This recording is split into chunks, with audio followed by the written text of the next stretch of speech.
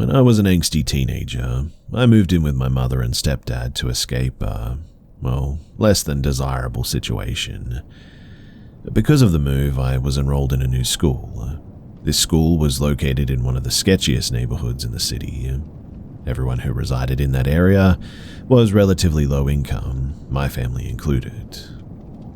We had a rec center near the school that was a hotspot for, let's call them undesirables, which was primarily teenage boys wandering over from the nearby high school to catcall the girls. Lunchtime was my favorite. I loved going outside for chow and having sweaty teenage boys ask for the nasty. Anyway, during my time at my terrible school, I made an array of friends. However, there was one person who became my best friend. Her name was Blondie. She and I got along like, what's a negative connotation? I was a people pleaser, I guess, and she took advantage of that. Blondie was nice enough, I suppose, but she was problematic. Regardless, we were fast friends and thus began our very short-lived friendship. Over the school year, she mainly came over to my house since I was an only child. We usually had the house to ourselves while my folks were at work. However, she finally invited me to her house around the middle of the school year. I was super excited. I'd always wanted to meet her family since they were all such an enigma. Blondie wasn't one to divulge information about her home life. All I knew was that she lived with her mother, stepdad, and younger sibling. I'm unsure if she was embarrassed or didn't care to share, but I finally had the honor of meeting them. Honestly, too, her family was amazing. They were kind and treated me really well. Not to mention her stepdad was a phenomenal cook, the best spaghetti and meatballs I'd ever had. After that, I started going to her house more, and you know what? I really enjoyed it. But fast forward to a month or two before the end of the school year, and it's Blondie's birthday. Her family was throwing a little get-together at their house, and I was invited. Blondie and we headed to her house after school, and it was a really fun time. Until near the end of the day. Now, I knew next to nothing about her biological father at this point. I knew that he wasn't really in the picture. He'd sometimes drop by and say hello, but I had never personally met him. That was until he had made a surprise visit to give Blondie a present. When I tell you that there was a shift in the atmosphere, I cannot stress just how much this was the fact. I could immediately feel it, and I was a dumb kid. We were inside the living room, eating some cake, and there was a knock at the front door. Blondie's mum answered, and her face, which once had a nice smile, suddenly turned into a scowl. If looks could kill, man, that dude would be dead. She moved aside, though, and this man walked in. I'll never forget how everyone in the room got tense, except for Blondie, who excitedly greeted her dad. At the time, he seemed like a normalish dude, I suppose. Maybe a tad bit on the creepier side, but, who am I to judge? Blondie introduced me to her father, and we shared some pleasantries. At one point, I was invited to get some ice cream with them the following day, which I accepted. I was getting free ice cream. Of course I was going to say yes. He eventually left, and we all got back to eating cake. I had honestly forgotten about the visceral reaction everyone had upon seeing him. Who knows, too? Maybe if I had remembered, I would have said no. Anyway, the following day rolled around, and I went for ice cream with Blondie and her dad. I cannot remember much from that day, other than him asking me if I had a boyfriend or a girlfriend, which seems innocent enough, I suppose, but the way he asked it made me feel a bit weird. I honestly cannot remember much from any of the other encounters with this man. Nothing really jumps out to me. I know that I went out with him and Blondie a few more times before my family moved to another city and we lost touch. Fast forward a few years and I'm attending college. I had managed to stay in contact with one person from my middle school days. Her name was Teddy. She had reached out to me one day, asking if I wanted to go and see a movie, which I happily accepted. I was pretty deep into the big sad at that time, and I needed a pick-me-up. A film with an old friend was just what I needed, I thought. I took the train to a nearby mall, and Teddy and I watched the movie. After, we headed to the food court and we got some chow. We were catching up. It had been a couple of years since we last saw each other, when Teddy suddenly perked up. She asked me if I heard about Blondie's father, to which I said that we hadn't been in contact since I had moved. Teddy's face lit up, and she told me the most mind-blowing story my little brain had ever heard. She informed me that Blondie's father had murdered a woman, apparently. Now, before I continue, she was going based on word of mouth while she was telling me all of the details. Teddy had no news articles or police reports to back her story up. She was told by a friend who heard from someone else apparently, and so on and so forth. But what she told me in the end wasn't actually far from the truth. According to her, Blondie's father had taken the life of a street worker. He got away with it for 2 years, and his truck got him caught. Apparently, there was something unique about it. Teddy couldn't tell me much more because she genuinely didn't know. I remember going back to my dorm and trying to Google for more details, but I couldn't find anything about it. I eventually forgot about the story until last year, and I was discussing the craziest stories from my life with a friend when I suddenly remembered Teddy's story. After some digging, too, I finally found an article that described the crime. I clicked on it, and when I saw the picture of the man, well, words cannot describe what I felt. Everything Teddy had told me was true, but it was so much worse than what she and I thought. Out of respect for the victim and her family, I won't describe what he did, but he was arrested 3 years after he had taken her life. I can't find any information about how he was caught, but it had something to do with his truck. He was charged with manslaughter, he took a plea bargain and indignity to a body and only served 7 years of his 14-year sentence. He had served half already because he was in custody during the trial. I looked him up again not too long ago and I learned some unsettling information which prompted me to share this here. He was released from prison a few months ago, and guess what he did? He killed another woman. From what I've heard, it had similarities to the other murder he committed.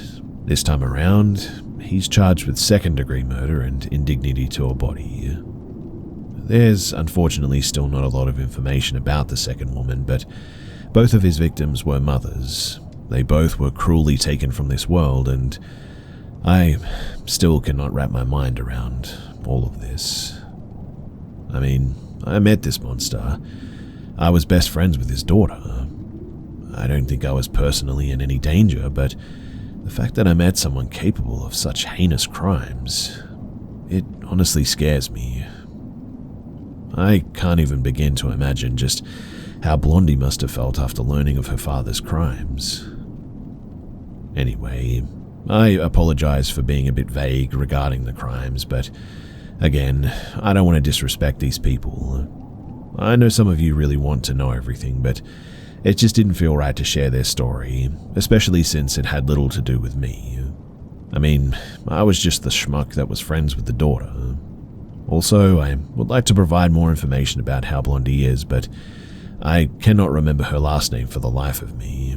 She doesn't share the same one as her dad, so I really have no way of finding her or contacting her. But regardless, if you've made it this far, then thanks for listening.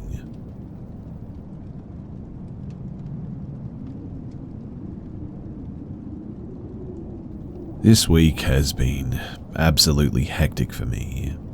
My 3 kids, they have the flu. Oldest was first, then my younger 2 caught it. After a visit to the clinic, I was heading to the CVS down the street from our house for their prescriptions. I decided last minute to drop my kids off at home with their dad so they could rest and I could go inside the store to pick up some medicine. I consider our neighborhood to be pretty safe. I've taken walks after dark and I've never felt afraid. Most of our neighbors are older folks who have lived there over a decade anyway. And when I pulled up to the CVS, I parked on the side parallel to our street. It's darker on that side, but the entrance is right around the corner and well lit. There was a man standing outside. He walked in front of my car and I could hear him talking, but my music was kind of loud. I figured that he was on a phone or something like that. No real red flags yet. My husband, he called me as the man walked back towards the corner adjacent to the entrance. I got out of my car, still on the phone, telling my husband, yeah, kiddos have the flu, I'm picking up medicine at the CVS, etc. In a very pleasant voice, though, the man then says to me, hey, I got a question for you. You know where the main street is? I, assuming that he's asking for directions or the location of something, tell him that I do. I'm still holding my phone to my ear. It's in a bright pink case, so I'm sure that he could see it. Now, this man is standing directly in front of me. There is a pillar and a trash can behind him. Around the corner is a propane cage and a red box against the store's wall. Getting past him would put me in arm's reach. Next, he asks for a ride there, though, to a homeless shelter. It's very cold outside, and he apparently doesn't want to freeze. I empathized with him, but said that I really couldn't. I offered to buy him gloves and or a blanket, and to ask if an employee in the store could assist finding him a ride. And man, this guy's face instantly changed to just pure rage. And then, right back to pleasant. Well, you know what happens to homeless people stuck outside, right? You're going to help me. It's right down the street. I'm standing there at that point, unsure what to do. My husband is on the phone asking what's going on. I gently tell the man that I don't feel comfortable doing that, and that I have the flu. I don't really. And my husband is on the phone with me. I don't care about the flu. Now, he's getting more angry, and not moving away from my route into the store. I didn't want to turn my back on him to go back to my car, which was several feet away in the dark at this point. While this guy is glaring at me, I decided to quickly walk past him. I had my mask from my clinic in my jacket pocket, so I pulled that out and held it in front of me while I moved towards the trash can. He looked disgusted, but kept telling me that I need to give him a ride. It's right down the street, he insisted. But I know where that street is, and it's not as close as he's making it out to be. He tried to guilt me, and his words felt threatening, but he didn't really actually threaten me verbally, I guess. Once I was around the corner, I rushed into the store straight into the pharmacy. My husband then said that he's calling the police. He heard the way the man was talking to me and said to stay in the store. I'll admit that my knees were shaking. I'm not usually the type to be so afraid when confronted like this. When I got to the pharmacy, I interrupted the pharmacist and a customer apologizing, then told them what happened. The pharmacist sent the store manager out, tall guy with a long beard. Looked like he doesn't take much from people. The police, they'd already arrived. The man was told to leave, which he did momentarily. But soon he came back into the store, yelling obscenities and something about me. Now, the store manager told this guy to get out, that he was trespassing on the property. The cop came back to talk to me and told me that she has arrested him many times apparently. He's loud and likes to yell at people, but he allegedly isn't violent. The pharmacist had me hiding behind the screen where they give vaccines and left the half door to the pharmacy cracked open in case I needed to get out of there. The cop had also told me this guy's first and last name, as did the store manager. I'm wondering too, is that really normal?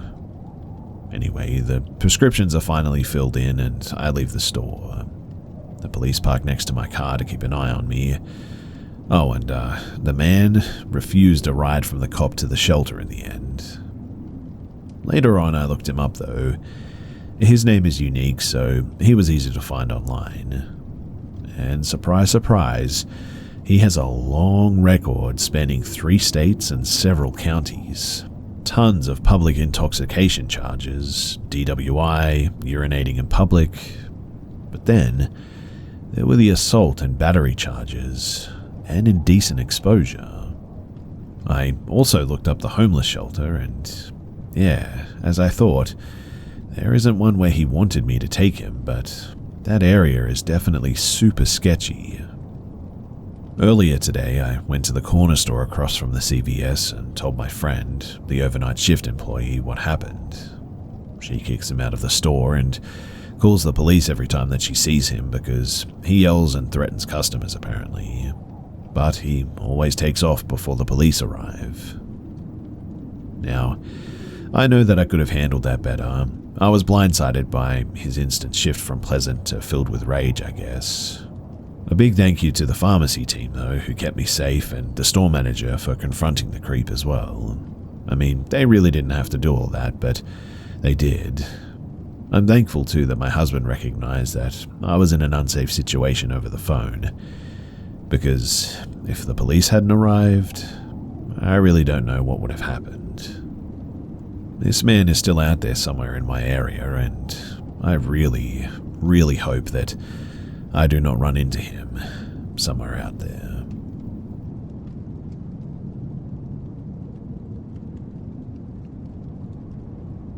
When I was still knee-high-ish, my grandmother, Tilly, and I used to go on yearly road trips either across our own country or the one next to ours. We live relatively close to the border. Well, on this particular occasion, we decided to travel across our neighboring country. Let's call my home country A and the neighboring country B. My grandmother had a friend in the more yeehaw part of the country B that she hadn't seen in a minute, and after some planning, they figured out the best time for the two of us to make our trip. I was really excited when my grandmother first told me about the trip. I had no idea where we were going, but the idea of going on a road trip with Gram was really exciting. I fast forward a few months and we finally hop in the car and head off on our merry way. The trip would take about a week, and my grandmother wanted to see all the neat stuff along the way. Traveling with a child such as myself required a lot of pit stops as well. I wasn't necessarily a bad traveling companion, but I just had a small bladder at the time. Anyway, we were on the last stretch of the trip when my grandmother had to pull into a gas station to fill up. We were practically running on fumes at this point, and I really had to go to the bathroom. We pulled into this middle of nowhere gas station, and after my grandmother had filled up the car, we hurried inside so I could empty my bladder. And the moment that we walked inside, all the alarm bells in my tiny brain suddenly went off. I had no idea why I was feeling the way I was, up until I set eyes on the clerk. Now, I'm not usually one to judge a person by how they present themselves, but old boy, what I'll be calling him from here on out, looked like he walked straight out of a serial killer documentary. Currently, we're smack down in the center of Yeehaw territory, in the middle of nowhere, and this man looks like he should be selling you high-end cars, not working at a rundown gas station. Old boy was giving me all kinds of bad vibes. I really don't know how to explain it other than that as well. But worse still, he was already smiling a little too widely when he spotted my grandmother. She was petite, blonde, and beautiful. Granted, I'm a bit biased, but she is my grandma. However, when he saw me, you could have sworn he was looking at a Sunday dinner. Somehow, his already very wide grin only grew. Remembering it, even to this day, gives me the heebie-jeebies. Thankfully, Gram could sense a disturbance in the force and shielded me from this predatory gaze. She paid for the gas and asked for the key to the washroom, which he took his sweet time getting. She walked with me to the bathroom, which was disgusting by the way, and I quickly did my business and we returned the key with great reluctance. But here is where things got progressively worse. When we were piling back into the car, old boy closed down the shop and got into his car. It doesn't seem too weird, right? Sure, he was super creepy, but he hasn't done anything too odd yet. Now, technically, we had 2 days left on the trip. My grandma would drive in increments. 4 hours on the road, an hour off to explore, fill up, etc. Then we'd find an inn or a motel, and we'd spend the night. We travelled about maybe 8 hours a day before turning in for the night, and well, when we left the gas station, old boy followed us for, I kid you not, the rest of the entire trip. At first, we just assumed that he was heading in our general direction. It was just the one road after all.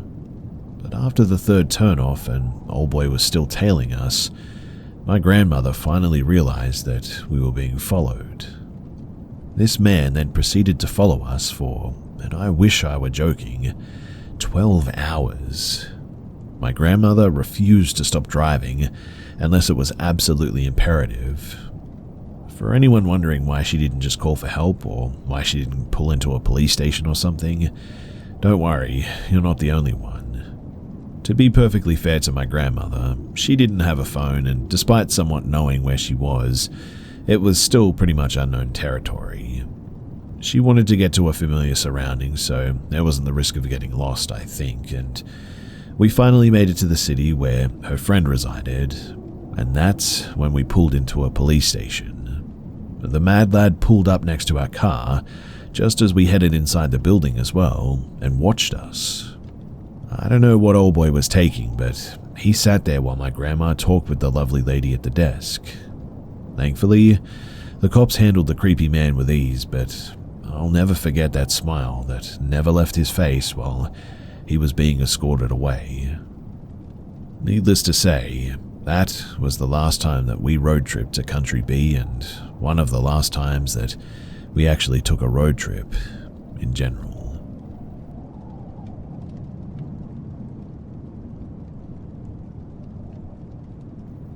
So, the other day, leaving my friend's house, I accidentally backed into a brick mailbox. My bike rack hit the mailbox, so my car was okay, but completely demolished the mailbox. No big deal though, right? That's why we have insurance. I went to the neighbor and told them what happened and gave them my insurance details, phone number and name. All I got was his first name, but from the get-go, this dude was pretty creepy. He kept hitting on me, trying to date me, specifically trying to feed me. I left on my drive to my mum's. I'm attending out-of-state college and parents are divorced.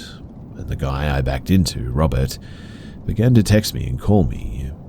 He was insistent that it was better for both of us to just pay out of pocket for the mailbox, sending me links to companies that could fix it for like $500, and demanding that I go on a date with him so I could give him the cash for the repair and he could feed me. I don't know what his deal with food was, but I declined everything but started to get annoyed by his constant texts and calls. Finally, after 2 days of it, with my responses only, "Please contact my insurance," I sent him a text saying that he was harassing me at this point. I blocked him, but he made a new number and threatened to report it as a hit and run to the police. I'm in law school, okay, and this was not a hit and run. I blocked the second number, and then he used a new number to ask me if I wanted him to send a screenshot or a video of the accident to his insurance. I admit, this made me angry. I called this number and dug my nails so hard into my thigh that I drew blood as he threatened reporting things, asking me on a date, and trying to entice me to just pay cash. I finally screamed at him to get lost and to never contact me again. My dad heard me and was upset that I said that to someone that I was in an accident with, and that I said that to a guy who thought that I was cute and just wanted a date. And then I blocked the third number. Next day, he reaches out again to tell me that I gave him the wrong policy number. I told him that I didn't, but he then said that it would be easier to pay cash, that I was the problem, etc. He was talking to his insurance, I guess, and began trying to validate my info. He had my mum's name, address, and phone number. I verified it, told him to not contact me again, and blocked his new number. The next morning, super early, I get a text basically saying that he finished the claim and I was awful for making it harder than it needed to be by going through insurance and not going on a date with him. He then included, "You're so beautiful and ugly at the same time. Don't take risks. Stay on the good path. Goodbye." At this point, I got a little bit scared, because this was the 5th number that I had to block. Then at midnight, he texts me, "Are you up? I know where you live. Don't try and screw me over on insurance. I'll report you as a hit and run. You should have just gone on the date with me."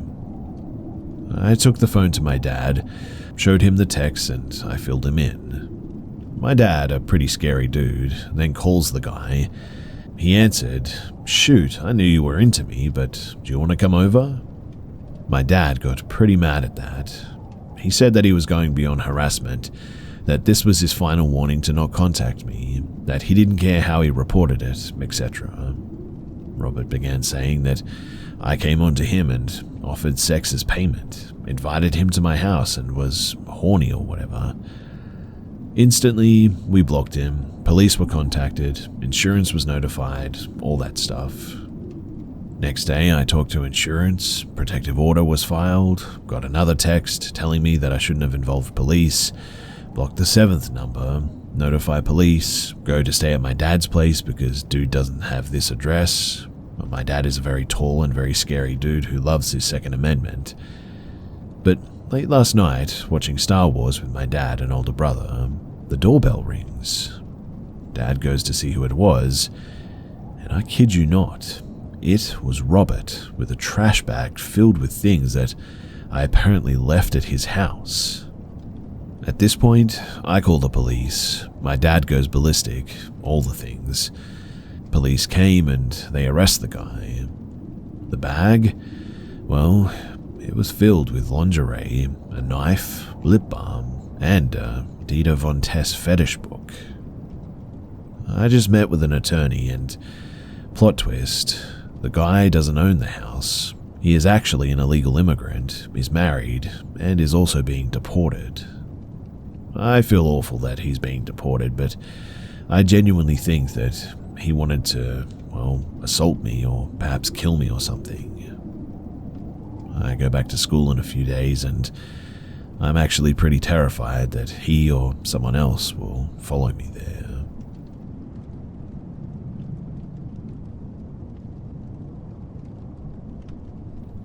I think that my house is haunted. The first instance I had was, I was probably like 13 at the time. We had just moved into my house and my family went out to eat, but I didn't really want to since it was late and I don't like eating too late. This means that it was just me in the house. I was sitting down on the sofa with my cat watching a movie when, out of nowhere, I heard a man's voice behind me say, "Here, kitty, kitty." My cat didn't seem to acknowledge it, but I heard it clear as day, and when I turned around, obviously nobody was anywhere to be found. The second instance, I probably was about the same age. I had what I believed to be a trickster demon of some sort around, as I would trip over seemingly nothing and hear laughter right next to me. I would also place things down in my bedroom, only to find them gone, nowhere to be found when I went back for them. Obviously, my first instinct was that my siblings, that they had taken them, but nobody had gone into my bedroom besides me. Eventually, I would just say, "Could you put my item, whatever it was, back here, please? Thank you."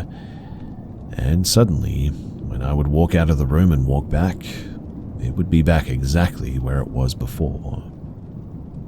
The third instance, probably about a year or two later, so I was maybe 14 or 15.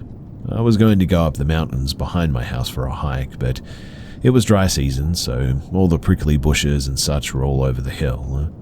I turned to go back home, and as I'm walking back, I hear indistinct talking and then what sounds like somebody muttering through a megaphone. It sounded like they were right in front of my house.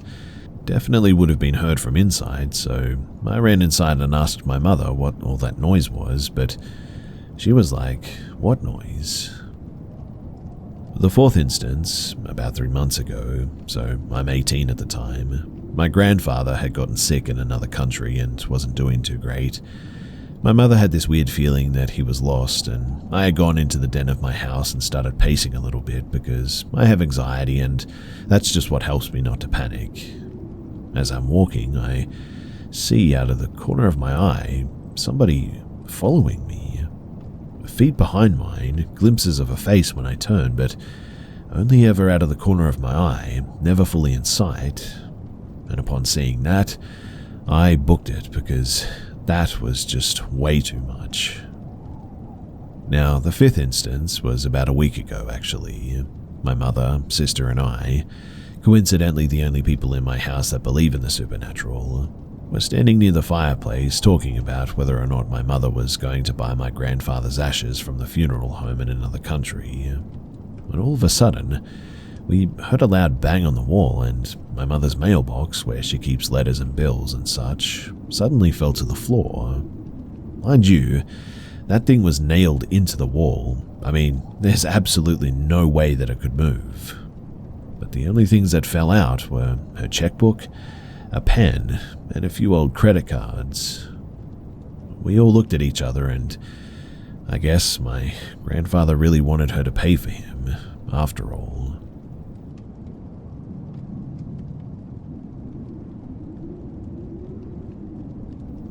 So, I've just moved into this house with my husband almost a month ago. Nothing really started happening that caused any concern for either of us. Until recently, this past week, that is. To start, on Monday, I heard what sounded like light tapping against the wall and what I think was meowing. Logically speaking, I thought maybe it was just the cold that caused the tapping and that the meowing came from outside on the shed next to the house. That is, until I actually thought about it. You see, the meowing sounded like it was actually in our bedroom, in the middle of the night, mind you. On Tuesday, I get the most uncomfortable feeling of being watched, even though I'm alone and my husband is at work. The feeling of even being chased up the stairs. At night, it was like something had hit the trash bag downstairs, and then it sounded like something running up. On Wednesday, I woke up at night from a noise of some kind.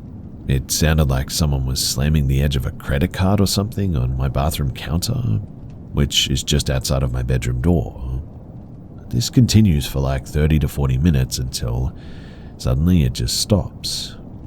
I peek into the hallway just to make sure that I'm not hearing things and possibly seeing things either. But after that, the sound of something heavy fell into the trash can and started rummaging around again.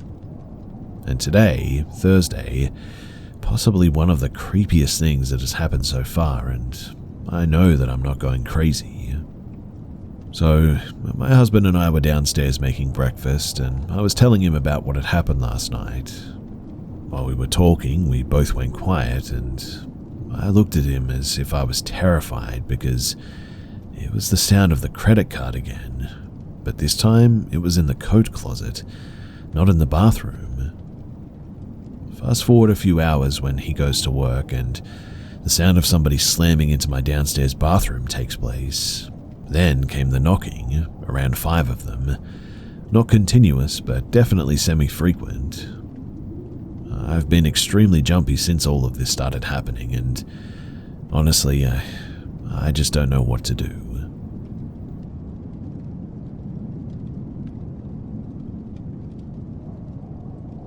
So, I work pretty late most nights, and sometimes when I need something right away, I have no choice but to go to this store that's the only one open late after work.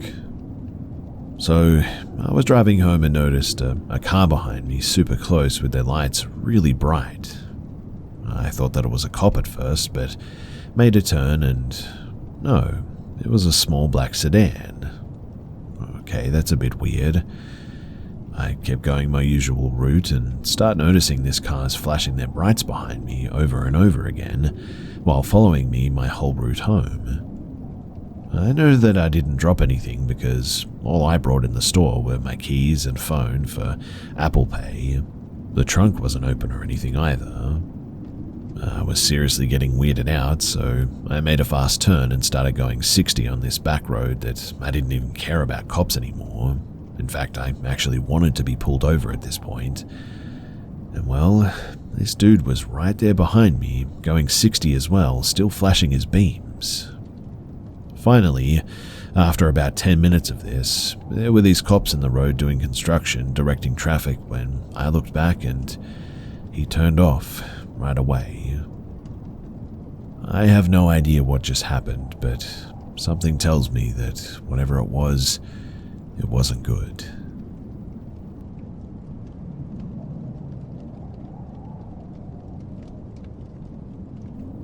I've had my fair share of dealing with creeps and weirdos in life.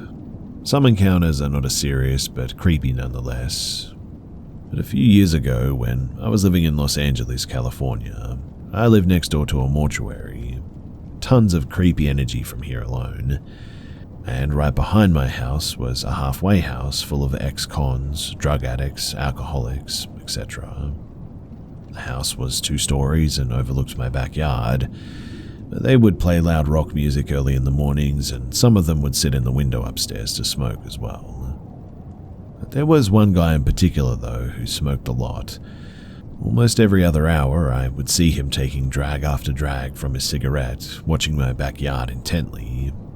He looked sort of young, I guess, maybe early 30s. He had greasy black hair that I guess he attempted to cut and tidy up somewhat, and scabs or marks all over his colorless face. He also wore black, thick-rimmed glasses. He had a deranged, sort of psychotic energy, but he wasn't aggressive by any means. Hard to describe. I'm not one to judge anyone in his position, but the way that he would always watch my house and anyone that would come outside to the backyard, it was disturbing to say the least. After a while, I would stop coming out back.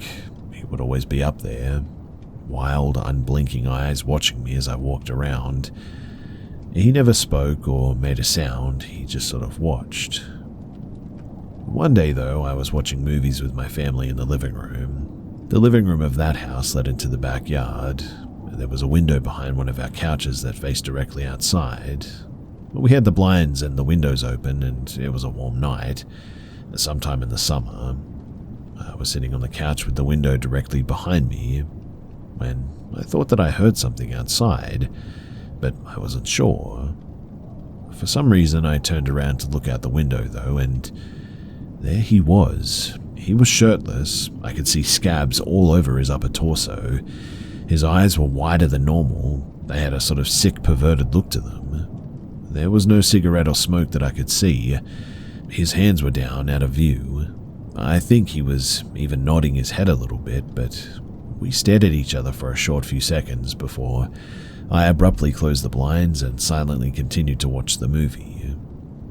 I don't think that my family noticed this, and to be honest, I don't know why I didn't speak up, but I had trouble sleeping that night, knowing that he was still over there. Luckily, I don't live in that neighborhood anymore.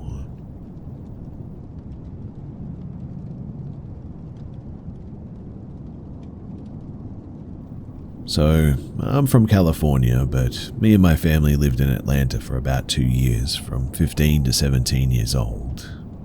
The entire time living there was, well, a saga within itself, but I can remember one specific incident that was very unsettling. When we arrived in Atlanta, we stayed in a hotel for some months looking for a place to live. There was this handyman who worked at the hotel. He was a white man, maybe in his 40s, large belly, wore glasses, and always dressed in the same camouflage jack that kind of made him resemble a hunter of some sort. He seemed friendly enough. He would always wave and joke around with all the kids and with my parents, and we were very cordial with him. His friendliness started to become a bit excessive towards the end of our stay, though. It got to the point where he would yell up to us from outside of our window. We would call back to him and laugh with him, make light of the situation, but it became uneasy for us when he kept doing it, night after night, patrolling the parking lot. At one point, we just ignored him and turned the light out as if we weren't there. But he became even more aggressive, shouting to us and shining a huge flashlight in our window, whistling up to us and joking about how he knew we were still up there. He had a weird sort of high-pitched laugh mixed with his southern accent that didn't sound like he was playing around. It was more sinister, if anything. It was sort of sadistic, in a Pee Wee Herman kind of way. Hard to describe, but I can't remember everything he said specifically, but there was a comment that he made about us one time that made my father very uneasy. He compared him to someone on Unsolved Mysteries. There were little things that he said about all the kids as well, like how cute we were or something to that effect that never sat well with any of us. It came to a breaking point though one day when we went downstairs to our car and saw a hangman figure drawn in the dust on the back of the window. I'm mixed, as are my siblings. My dad is black and my mum is mixed race. We're in the middle of Atlanta, Georgia, the deep south, in a very awkward position. We're totally new to this state. I've never left the West Coast before that point in my life, and this image creeped everyone in my family out. We knew that he was the one who did it too. My dad confronted him about it, and he played it off, denied that he meant anything by it, and apologized profusely. But the way that he did it was in the same weird, joking manner that he talked to us with, so it was very hard to take it seriously. This, and the fact that this hotel was robbed at gunpoint in the same week, motivated us to leave immediately. I never did see this man again, though we had many other insanely creepy experiences down south. And after a while, we ended up just coming back to California, and we never looked back.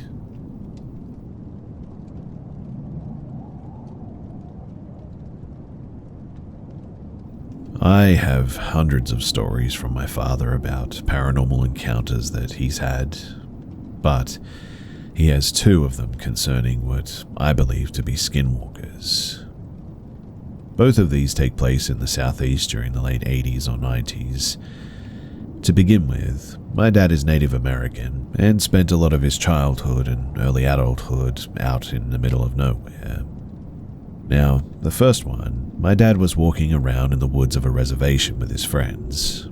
His friends were back at the car. He was walking about 50 feet away from them when he saw another native man behind a bush, but he could immediately feel that something was wrong with him. The guy had no clothing as far as he could see, no jewelry or makeup or anything distinguishing. His hair was pulled back into a ponytail. They held eye contact for a long time. He said it felt like hours, but was in reality probably less than a minute and a half. He was sort of temporarily frozen with fear as well. He called for his friends, but none of them came. He turned to face them. Then he looked back, and the man was just gone. Within seconds, noiselessly. No sign that there was anyone there at all to begin with. The second, though, is definitely a lot closer to what most people think of when they hear about skinwalkers. My dad was out in a secluded forest when he heard a piercing scream very close by. He described it as a mix of a native throat cry, the sort of ah-yah sound, sort of mixed with that feral cat or hurt bird sort of sound. They brushed it off the first time, but then they heard it a second time. It was just as close as it had been before, despite them moving. They decided to get out of there at that point. It was deafening and about 10 seconds long, he said. It happened about 3 times as they were leaving, never once sounding any farther away or any closer.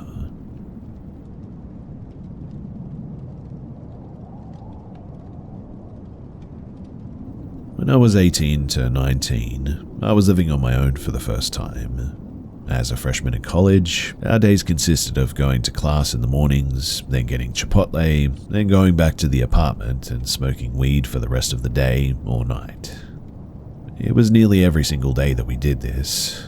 Actually, no, not even nearly. That was literally exactly what we did every single day. Me and my roommate, his name was James, had a close friend from high school who would stay with us often. His name was Tyler. Tyler would come over to smoke at our apartment pretty regularly, since we had a safe place to do it away from his parents' house where he was living at the time. One night, Tyler was over and we were smoking per usual, and decided to go walk around the apartment complex.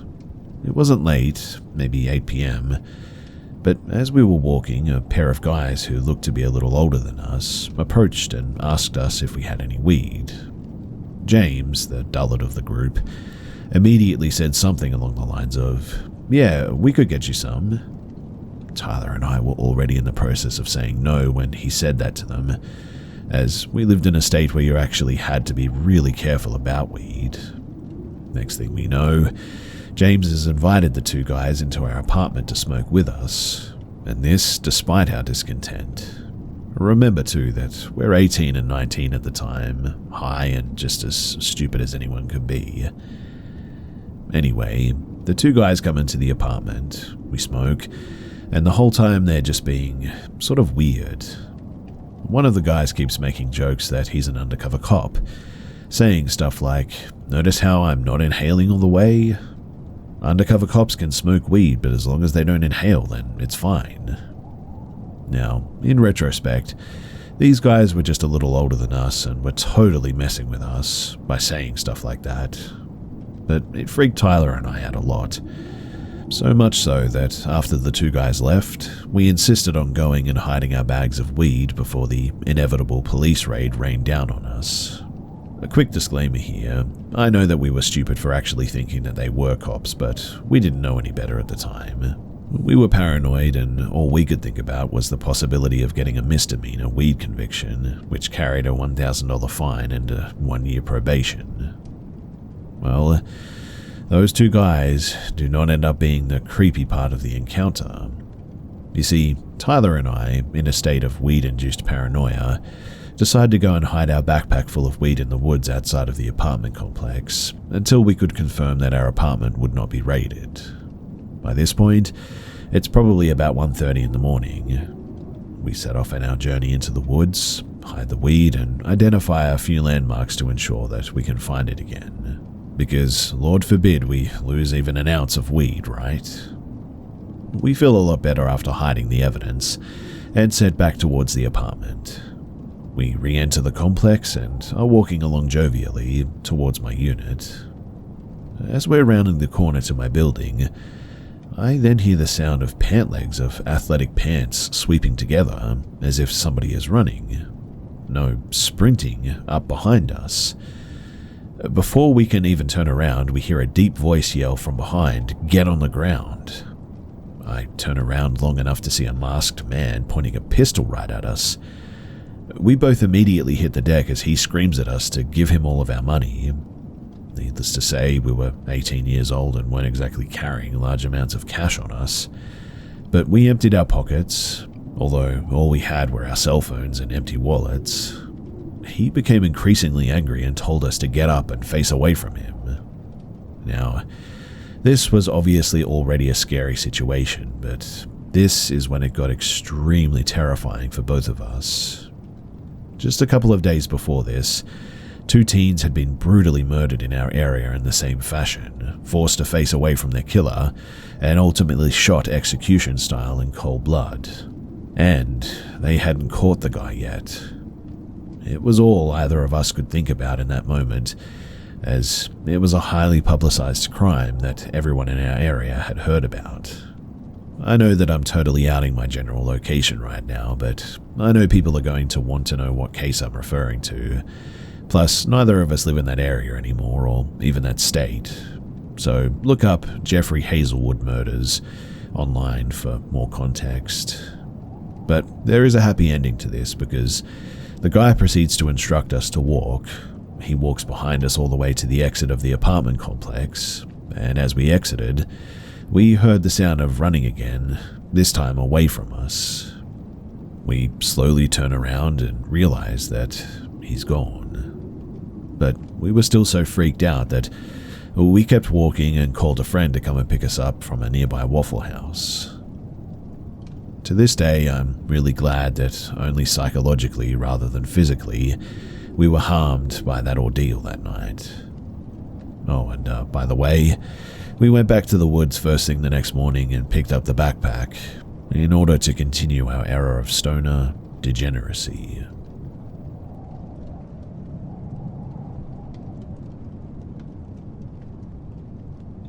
This happened about 3 years ago, but I still think about it from time to time and it still creeps me out.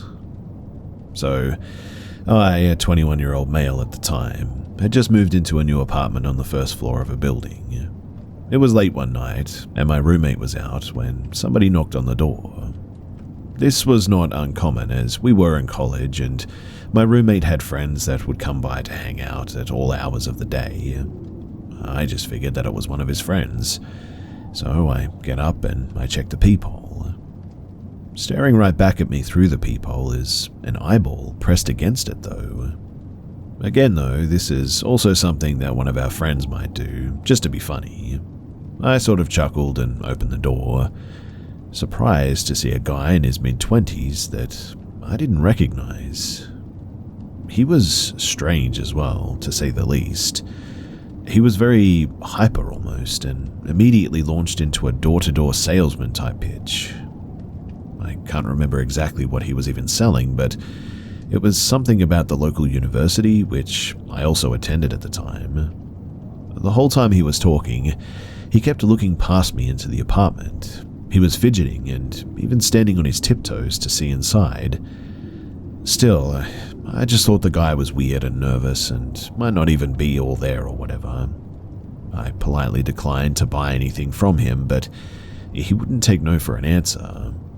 I finally had to be pretty stern in telling him that I wasn't interested. He finally accepted defeat, and as I was closing the door, he put his hand out and stopped the door from closing. Before I can be like, "What the heck, dude?" he smiles at me and says, "I like Mario Kart on Nintendo 64 too." Now, me and my roommate had been staying up late into the night playing Mario Kart 64 in my bedroom for like the past several days before that. But there was nothing that he could see from the apartment entrance that had anything to do with Mario Kart. I was taken aback by that, and trying to add things up in my head, and confusingly asked, "How do you know I play Mario Kart?" He then got super nervous and said, "Oh, I just thought anyone with a couch like that would be into Mario Kart on the Nintendo 64, because, you know, it's like a retro game and that's a retro couch." I mean, what the heck sort of explanation is that, right? Then he was like, "Oh, okay, bye," and literally scurried away.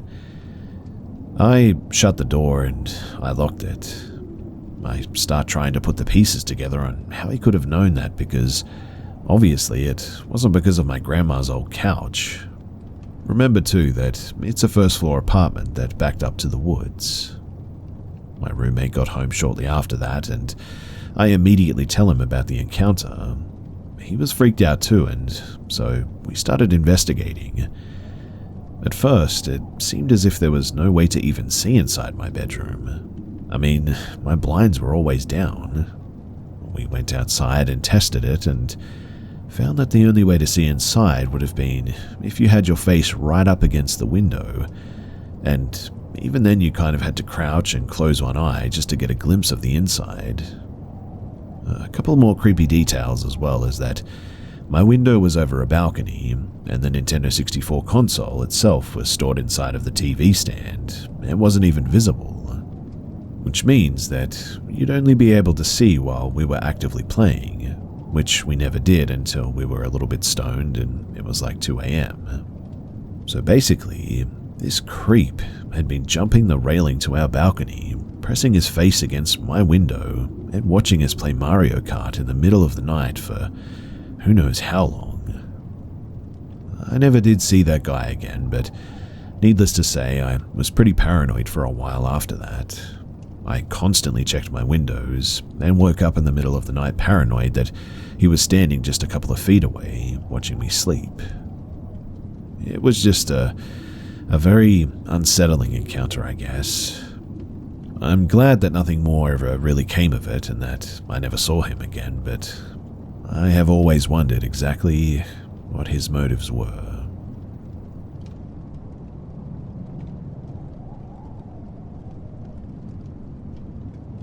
When I was really little, from ages 1 to 5, we lived in a small mountain town in the middle of nowhere. It was the kind of town that truckers would stop at for a bite to eat, the kind of town that you'd pass through on your way to somewhere else. We had moved into our house shortly after I was born, and the woman who had lived there previously swore that the house was haunted. I never really put pieces together until I got older, I guess, but the woman had apparently claimed to hear children playing and laughing in the basement, but nobody was ever there. My family, being skeptical, didn't think too much of those claims, but a couple of strange occurrences would say otherwise. So when I was about 3, I would sit in the kitchen eating my meals, and in my line of sight was the hallway. My mum claims that I would always stop what I was doing, stare into the hallway and just point and repeatedly say "horsey," and then go back to eating my food like nothing had happened. She always got chills when I did that, apparently. A story from that house that my parents like to tell is about a remote control car that they bought me as a gift. Every night when I was in bed, they would put my toys away, which included putting the remote control car next to the fireplace in the living room. They would sit down to watch TV, and out of nowhere, the car would take off on its own. They always nervously put it back in its place. This became a regular occurrence, and at one point, they got fed up with it, took the batteries out of the car and the remote. They put the car back in its place and sat down to watch TV again. And yet again, that car took off on its own. They ended up returning the car to the shop that they had gotten it from, claiming that it was faulty. Since I was so young, I don't remember these 2 previous stories, but there is one thing that I do clearly remember from that house. As a kid, I would often be playing on my own as I was an only child. On a few of these occasions, clear as day, I would hear a woman's voice from right behind me. She never scared me, but she always stopped me in my tracks, and I would sit there for a moment contemplating if I'd actually heard someone speaking to me. The strange thing is that she would always repeat the same thing, in the same tone, but it wasn't English, and I could never replicate what she was saying. To this day, I still vaguely remember what she sounded like. This wouldn't only happen at the old house, though. I remember it happening at my grandmother's place on one occasion as well, but it was always the same voice. We moved when I was 5, and I remember it happening once after that. And to this day, I've never ever heard that voice again.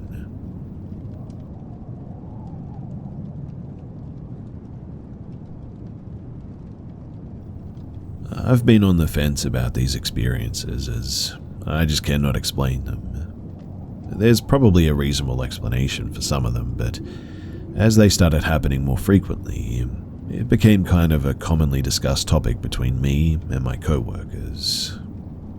So for context, I worked at a pet store. The store was quite large, and the building was decently old. I was frequently put on the closing shift, which meant that it was just me and one other person for the last hour in the store. The last half an hour was always closed to customers, as we used that time to clean up and count the tills and all that. We'd always heard little thumps around the store that sounded similar to footsteps, but I always brushed that off as the ventilation and the animals in the store. Me and my one co-worker, Amy, would always joke about the place being haunted. Things started getting less explainable, though, when my manager told us one of her experiences. One day we were short-staffed, so it was just 4 of us running the store.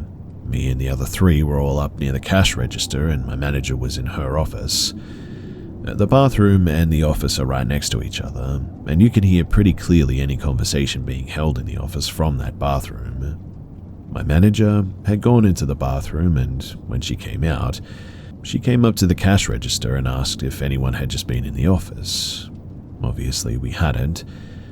She looked concerned, though, and told us that she had heard someone talking to her dog and calling his name, but there had been nobody in the office at the time with him. That was when things really started getting strange, too. Not long after that, we had switched to holiday hours, so me and Amy had to stay in the store for an extra hour and a half alone. That was fine, though. I mean, we always had fun as barely anybody would come in, so we would honestly just chat, buy snacks, and just hang out around the store. But one night, we decided to do a little ghost hunt. We, as a joke, started using the TikTok filter, which shows a person's silhouette. The filter was supposed to detect somebody and turn them into a character or whatever. But if you took pictures of empty spaces, sometimes it would show a silhouette without anybody being in the shot. We messed around with that for a little while, and took some pictures which showed two faceless people standing in the aisle in front of us. It spooked us a little bit, but neither of us really believed the filter. A little bit later, we were in an aisle facing the groomer's room. She was messing around on her phone with the filter, and I was sitting on a pallet of dog food in the aisle. The grooming room had a glass window, so you could see into the room pretty clearly. Out of the corner of my eye, I saw a blackish-grey circular orb quickly float down from the top of the corner of the grooming room and disappear halfway down. It was very quick, and I wasn't quite sure what I had seen, so I didn't mention it to Amy. We sat there in silence for a couple of moments, and she broke the silence with, "Did you just see that?" I was still skeptical, so I asked her what she had seen, and she said that it was some kind of grey orb. I got chills and quickly got 2 pieces of paper from the till and said, "Okay, I'm going to draw what I saw, and you draw what you saw, and we'll compare after." We drew the same odd shape that we had seen, and for the rest of the night, we were pretty spooked. I'm not sure if there's an explanation for that, but it definitely had us both a bit scared. The only other thing that happened in that store was when the power went out and we were all stuck waiting for it to come back on with the store closed. We had quickly run out of work to do, so we were all sort of hanging out with the manager, goofing around. We decided to open up one of the UV lights that we had on the shelf and look around the store for fun. The flashlight didn't have any batteries, so me and the manager went back into the office to get some. When we went into the office, we heard a distinct banging in the ceiling, which stopped us both. The power had been out for a couple of hours at that point, so we didn't know what we were hearing. We both stood there for a second listening to it. She spoke up asking me, "What is that?" And the noise abruptly stopped. We didn't hear it again after that, and we grabbed the batteries and went back out into the sales floor. I guess I just wanted to share my experiences at my old job, as weird as they are. The activity became really quiet when Amy quit for some reason.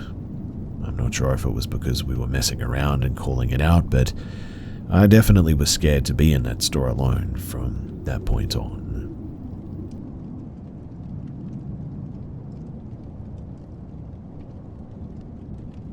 The year was 1999.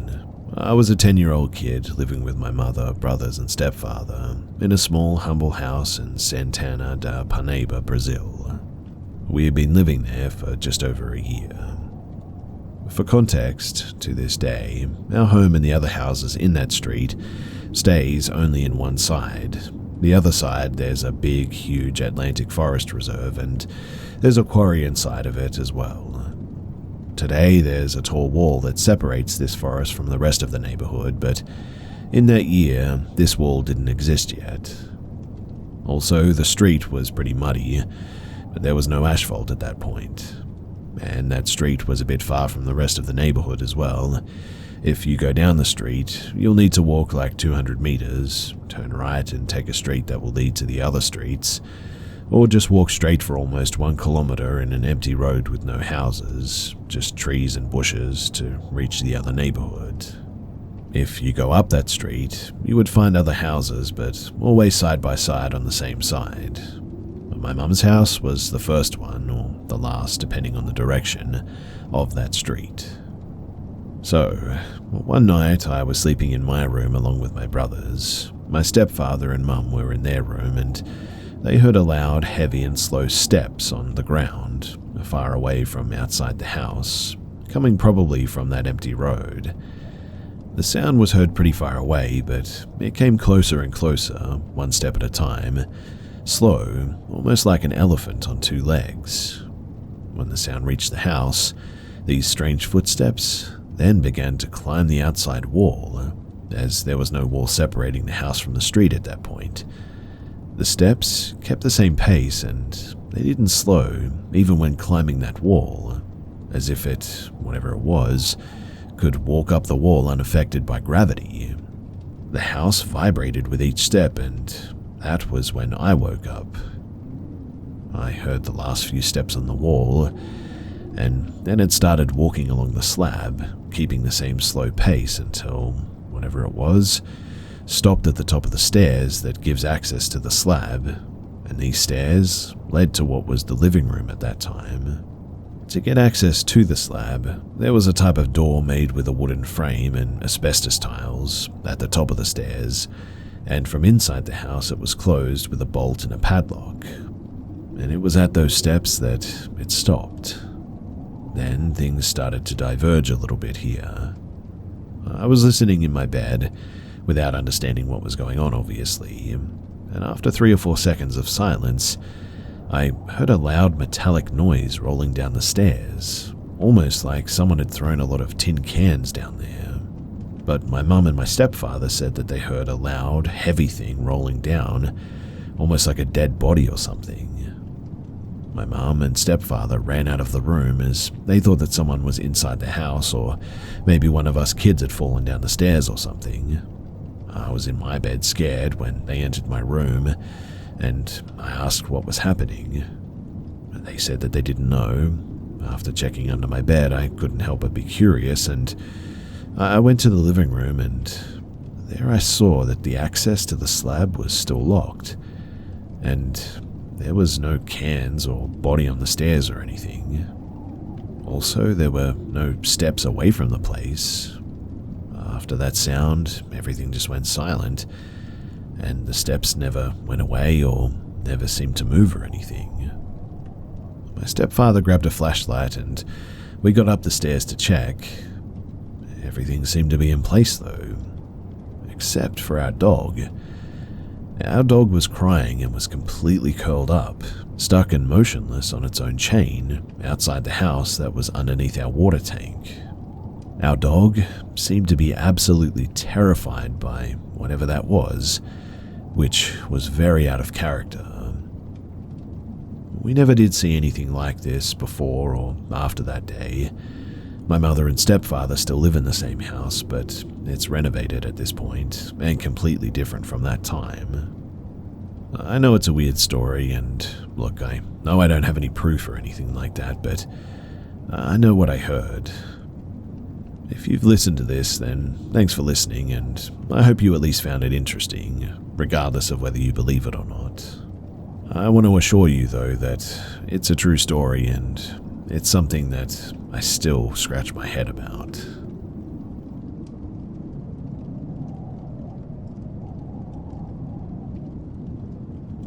This happened about 10 years ago now. My friend Craig and I, we had made some plans to go hang out with our friend Jeremy and his new girlfriend. Neither of us had to work the next day, so we grabbed some beers and made our way to Jeremy's mum's apartment complex where Jeremy was temporarily staying. When we got there, we went out into the woods behind the apartment complex to drink. This wasn't just a little patch of trees or anything, but a huge, good-sized patch of forest. For context, this was in the New York state, and it was a nice fall day late afternoon. The sun was still out. We finished the beers, and we decided to go get more. So we go to the store and get some more beer, head back to the apartments, and enter the woods. This was autumn, like I said, and the light outside was right at that stage where it starts to very quickly fade.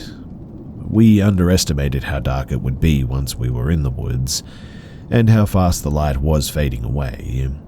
We planned on making a fire, but we didn't really count on it being so dark when we got back there. So we're walking into this sort of clearing area, from where we can choose to head off in a few different directions. We're having a good time, laughing, talking, but something not too far in the distance suddenly catches my eye. It's too dark to tell what it is, but I swear that I can see a very large figure. But no, that's way too big. It's probably a tree or just my eyes messing with me. So as Jeremy is gabbing along in the background, I ask Craig as an insight if he can see something standing up ahead. And he's like, "Nah, where?" "Oh, wait, there. Oh, yeah, I see something." We were still walking, and it was becoming clear that I wasn't seeing things. There was a very large person standing in the forest up ahead, apparently facing us. So I try to get Jeremy's attention without cluing the big guy in that we've noticed him, just in case something sketchy is going on, which I get the serious feeling that there may be. We tell Jeremy that there's a person up ahead, but Jeremy is in a jovial, no-chill state, and he exclaims, "Is that Bigfoot?" We humor him and laugh, but it's clear to Craig and I that this is actually creepy and probably not a safe situation, and it's clear that Jeremy is not understanding that. It's hard to communicate the pacing of our approach onto the guy, but essentially we had gotten too close not to acknowledge him, partially because it took us a moment to get Jeremy's attention, and partially because we weren't trying to just turn around and run like we were scared. There were 4 of us and 1 of him after all, but this was a big guy. Not supernaturally big or anything, and not like he was jacked or anything like that.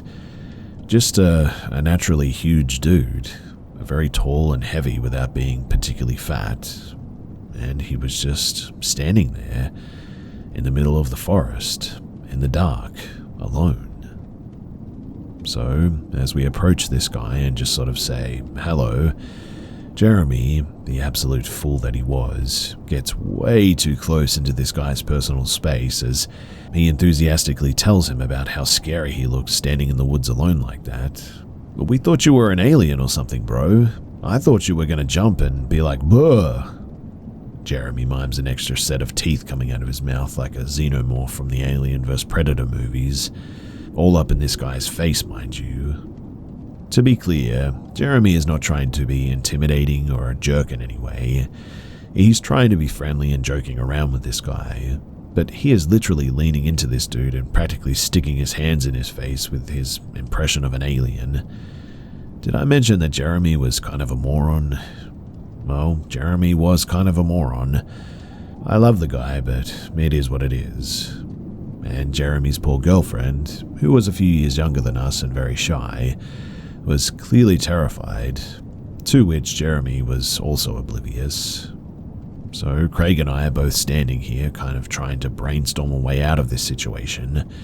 Jeremy is clearly too dense to get it if we say that we have to go. I mean, he'd be like, "What?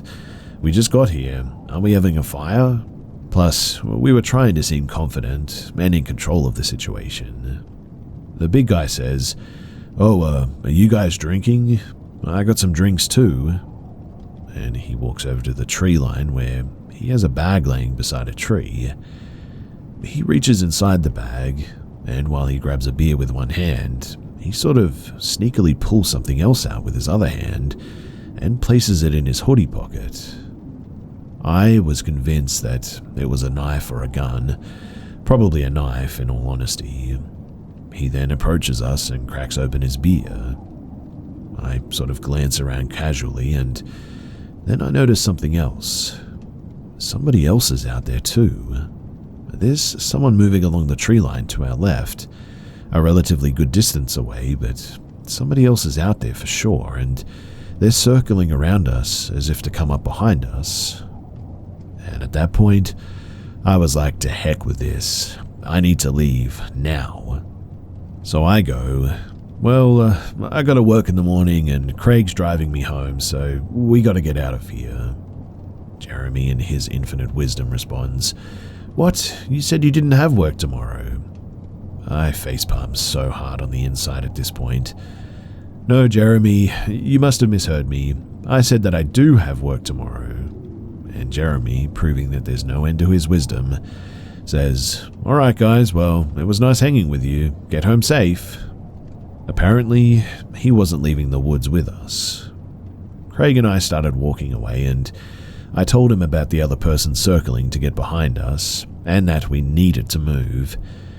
We start trying to brainstorm a way to get Jeremy and his girlfriend out of there, and decide to call him and tell him that his mum was out in the parking lot looking for him. Jeremy is apparently terrified of his mum, Craig explains to me, and this should work. But we had to do this because we clearly couldn't just call him and tell him the situation was not safe without him blurting out, "This guy isn't sketchy, I feel totally safe." Jeremy was very mad at us for lying about his mum. I think his girlfriend appreciated it though. And in the end, we called them and we got them out of there. Now, I'm not sure what was going on there that night. I've talked to several people about it over the years and there are a few different ideas. Did they know that we were coming back? Were they waiting for us? Or did we stumble onto something that we weren't meant to? Almost everyone I tell about this says, "You guys just accidentally interrupted a drug deal." But something about that just doesn't seem right. I mean, who does a drug deal in the middle of the woods at night like that? I don't know. It's very possible it's just a homeless dude with no ill intention, and another homeless dude with no ill intention again, but it was a very creepy and scary situation. And something tells me that more was going on there that perhaps we were better off not knowing.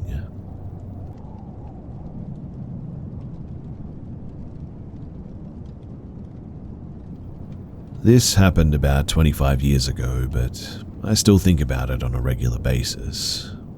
At the time, my two boys were around 6 and 8 years old, and this happened in a small town about 20 miles from Skinwalker Ranch in the Uinta Basin, Utah. Having grown up there, I had more than a few personal experiences that still give me chills, but this event was beyond anything that I've experienced before or even heard about. My two boys slept in a bunk bed in a room just across the hall from my room. I was fast asleep one night when I was suddenly woken up by the most intense and terrifying screams from my boys, screaming and crying out for me. I jumped out of bed, obviously, grabbed my pistol from the top of my dresser, and threw open my door. Now, how do I say this?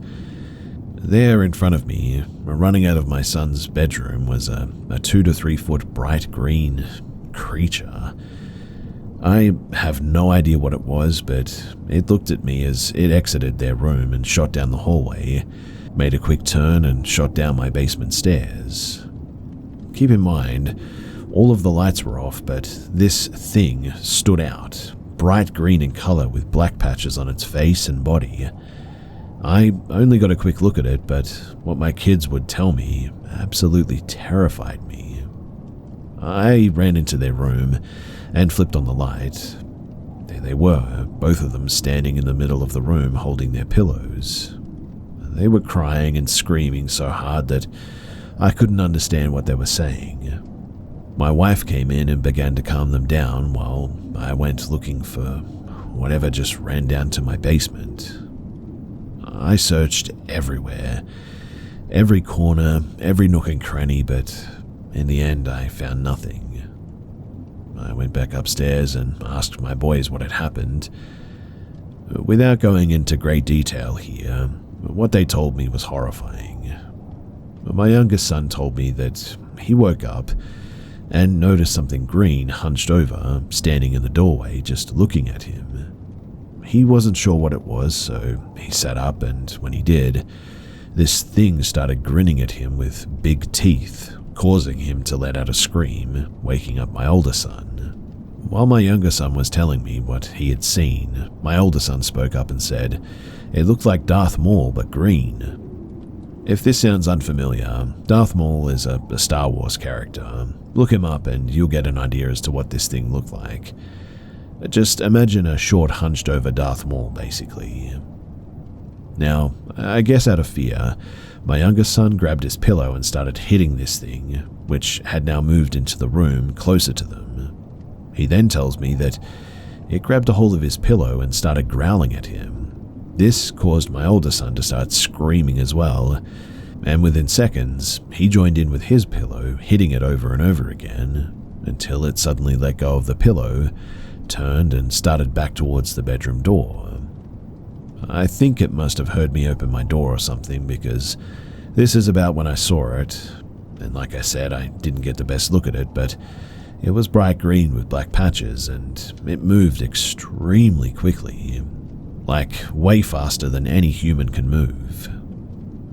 This event had a profound impact on my youngest son, because from this point forward, he would only sleep with his head covered, which always worried me. I had to sleep in their room for the next week or two before they would even go to sleep without me, in fact, and only with a lamp on in the room as well. Now, sounds hard to believe, I get it. Had I not seen it myself, I would have thought that they were imagining things. Seeing is absolutely believing. But was it a demon, a ghost, an alien, or something else entirely? I honestly don't have a clue, but I know that it wasn't human. We never did see anything again like that after that, but even today they still draw very similar pictures of what they saw that night, and while they don't like to talk about it with me, their descriptions, they've never changed. I had an experience with something very similar when I must have been about 8 years old, and I sometimes wonder if it was the same thing. What I can tell you is that this is absolutely real, a 100% true event, and the first time that I've ever shared it with anyone outside of my family. I obviously don't expect pretty much anyone to believe it, but what I'm telling you is that it is all true.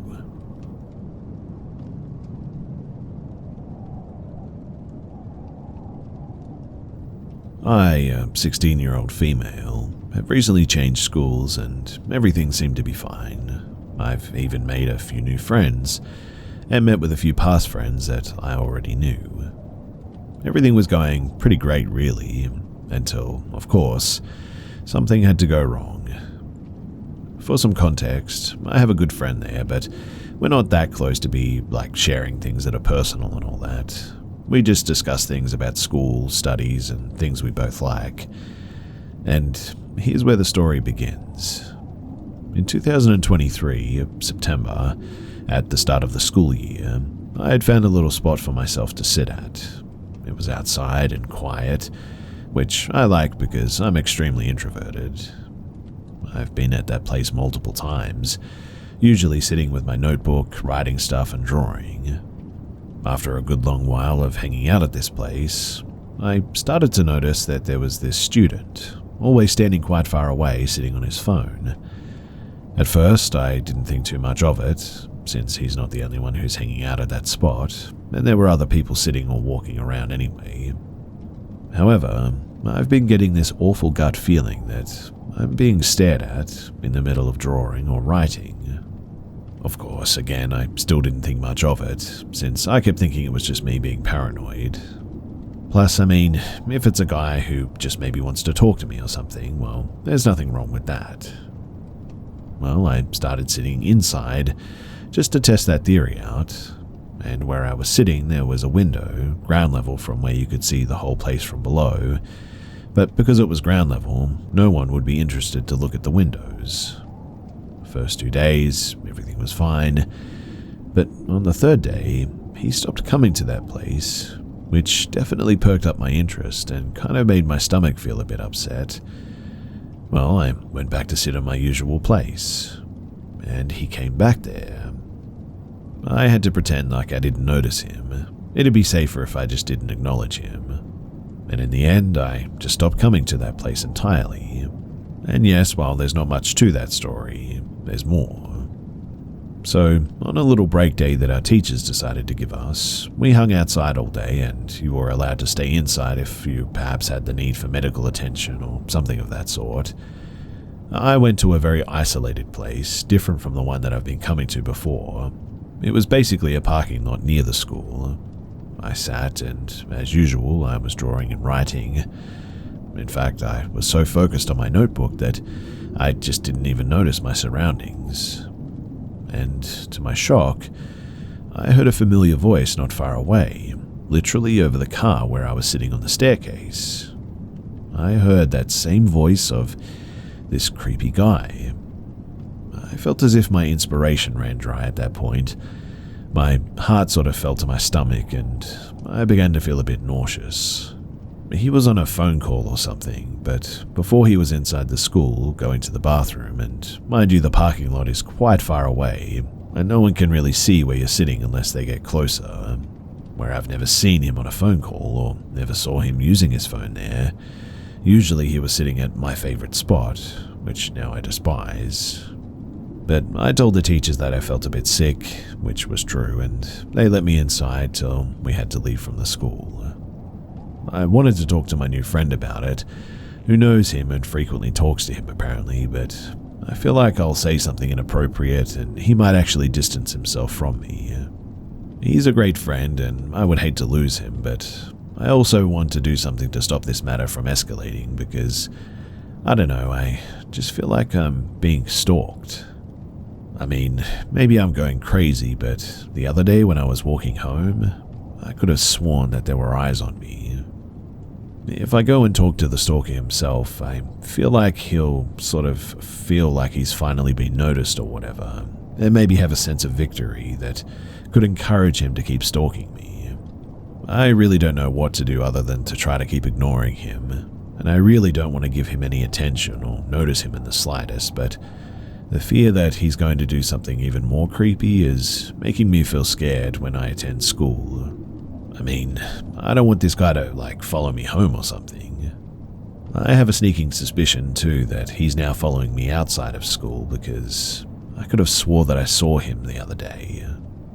Again, maybe my mind is just playing tricks on me, but what do you guys think? Is there something more to this? And if so, what should I do?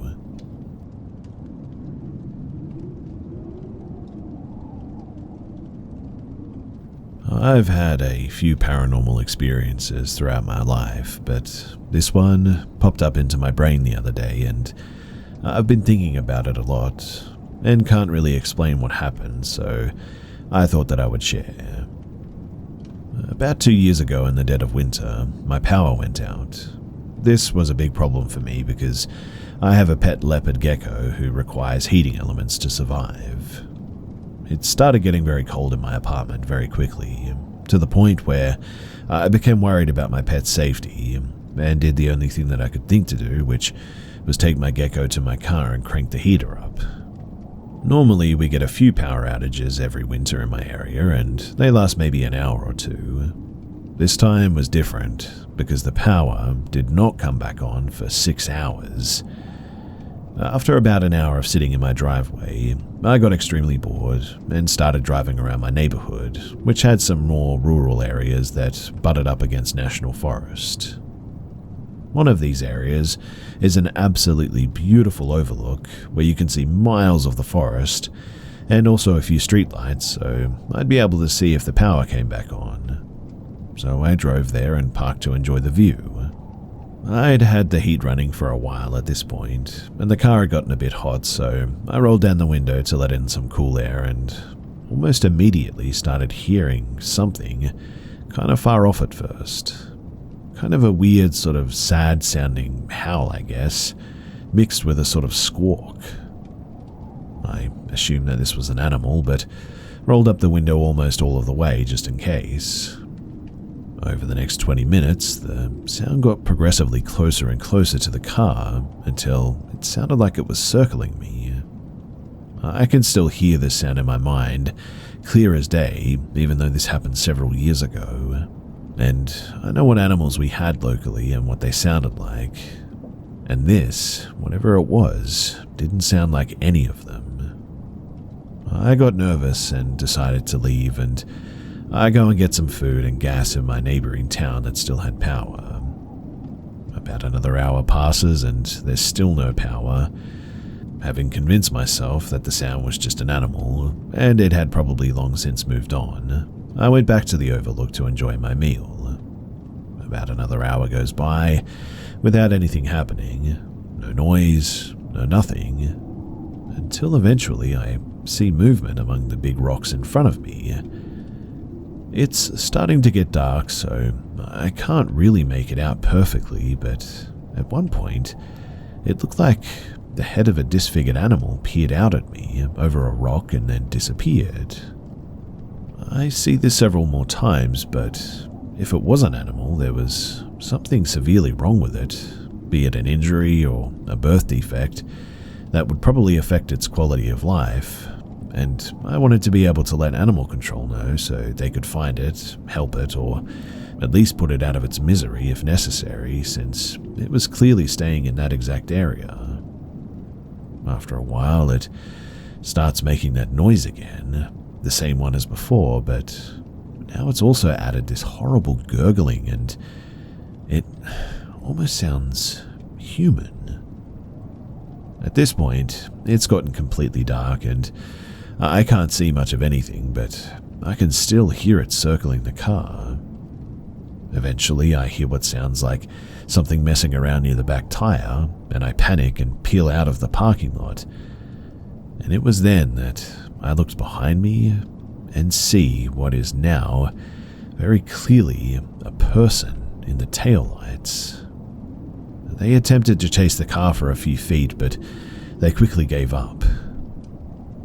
Now, is it possible that this was just a person under the influence or suffering from a mental health issue? Yeah, it definitely is.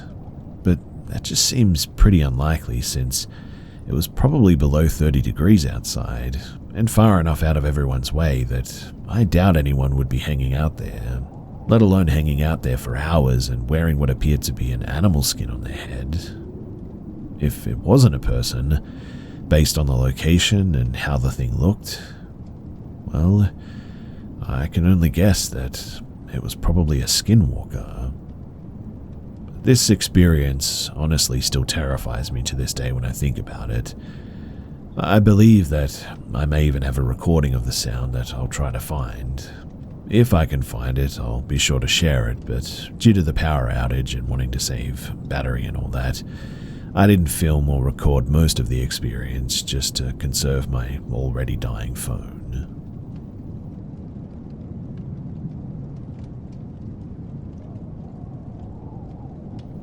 I'm a female from a small residential town in Canada, BC. My story is based around 2016 to 2017.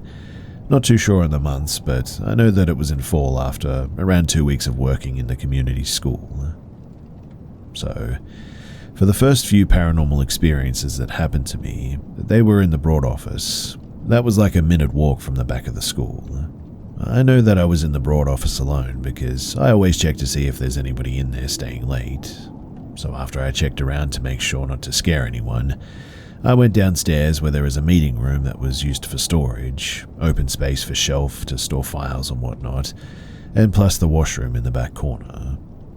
So I usually clean the washroom first before I go back up to clean the offices upstairs, clean the washroom, grab the garbage. Then, as I was leaving the washroom, I hear some lady that I didn't recognize swear at me to the right side of me. I had my wired earphones hanging off of my ear just to hear my music. I know all the songs that I have on that playlist, and it definitely wasn't them. I looked over my shoulder to see no one standing in the dark corner. I swear that my heart almost stopped when I saw no one there. Then I booked it back up the stairs and I tried to calm myself down. I went back to cleaning, but as I was walking around, I looked out the windows to see if there might have been somebody outside, but there was no one around. Another time I went up to clean the Broad office. It was sometime in October. It was getting dark out earlier. I cleaned out the offices before I went down to the washroom. Downstairs, after I cleaned the washroom, I swept all the floors down there. As I was sweeping, I heard footsteps outside the stairs. I always lock the door when I'm in the Broad office. Then I heard the door unlock, door open then close, so I kind of yelled up to let whoever came inside know that I was there cleaning and apologized if I scared them, but there was nothing. No other footsteps, no response back. Thinking maybe they didn't hear me, I repeated myself. I even walked up saying hello, but there was nothing. I went to the front door to see if anybody was there, but no one. But I did see the door unlocked when I knew that I had locked it behind me. So, in the end, I just said to heck with this, and I grabbed all the garbage in the hallway where I left them. I looked up towards the back offices, and one of the doors was now slammed shut. I ran out of there, locked it behind me, and I went back to the school shaking so bad that I had a bit of a panic attack. I called someone at that point to go and check on the Broad office. They helped me calm down and they checked everything out, but in the end, there was nobody there. On another occasion, I was on my dinner break sitting at the table on the side of the doorway. I was having my dinner and I was watching something on YouTube. I honestly can't remember what I was watching, but I do know that it wasn't too loud. When all of a sudden I heard a few soft knocks on a door in the hallway. So I paused the video, looked out the doorway to see if someone that needed me for something, but again, there was nobody there. So uneasy now, I sat there listening to see if it happens again for about a minute. Then as I go to unpause the video, I heard scratching on the door right across the hallway from the office. I got up to walk over to the furnace room door, holding onto my phone in case I had to call my manager. As I got close, I said, "Hello, you know you shouldn't be in there, right?" Grabbed onto the doorknob to open it up, but it was locked.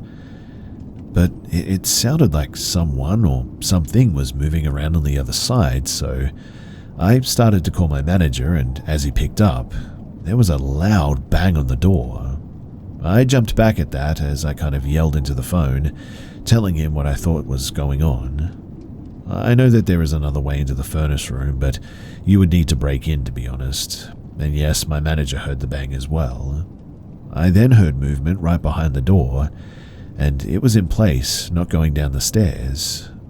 I tried to open the door again, yelling that, "You can't be in there. You have to leave now or I'll have to call the cops."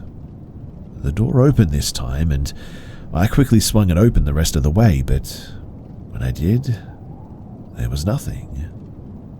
The lights were off that whole time too, so I flicked them on, then looked down to see what I can only describe as a shadow person's head leaning over from the corner, quickly pulling back to hide.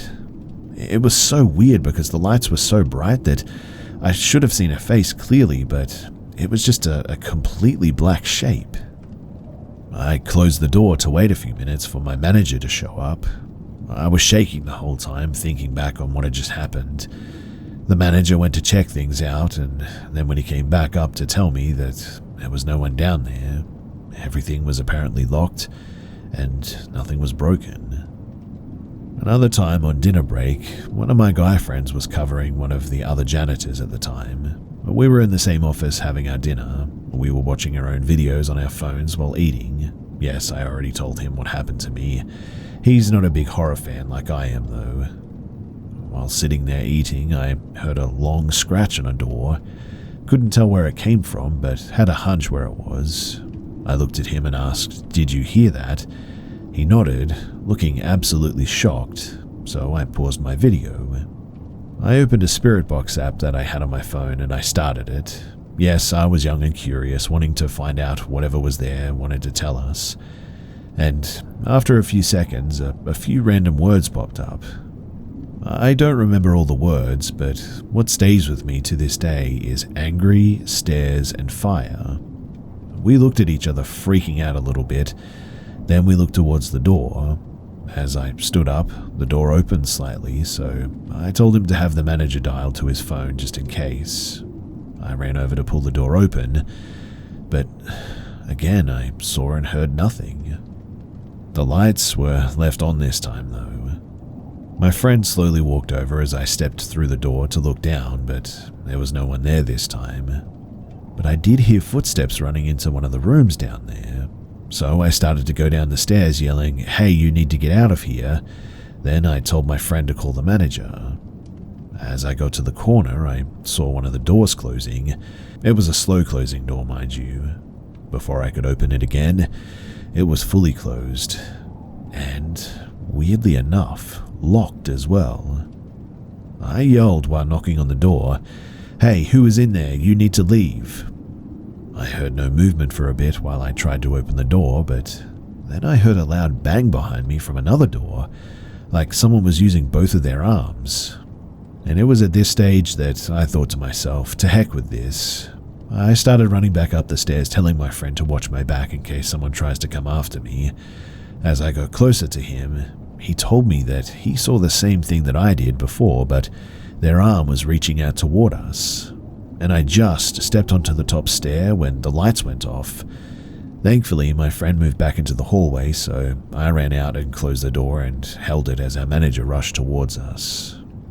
We told him what happened, and he checked things out, but again, nothing was wrong. But this time, though, there were small soft scratches on the furnace room door that definitely were not there before.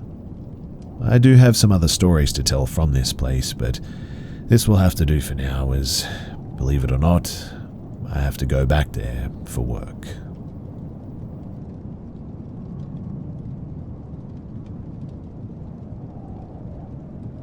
A few years back, when I was around 18, I entered a very rebellious phase in my life.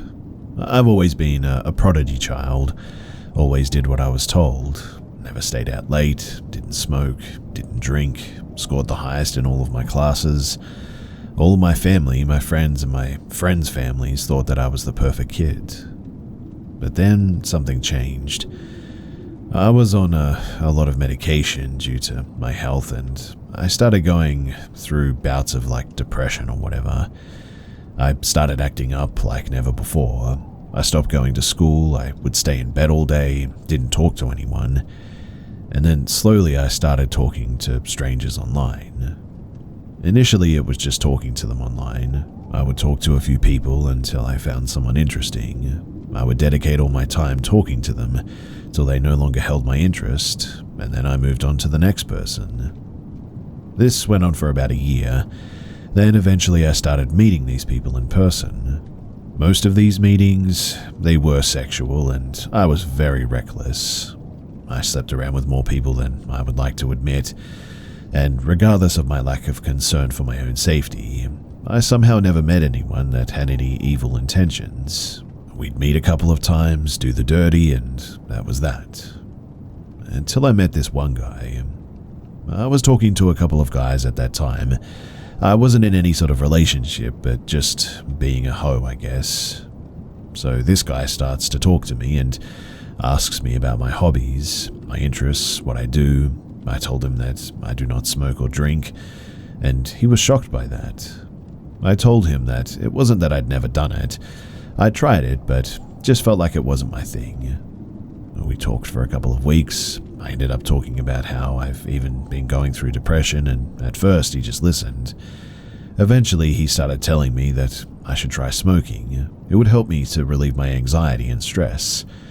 And I always turned it down, but he was relentless. After a month or so of talking online, we decided to meet. We had never had any sort of sexual conversation or anything, so we were just going to meet as friends. I was supposed to meet another guy, an acquaintance, for something that I needed.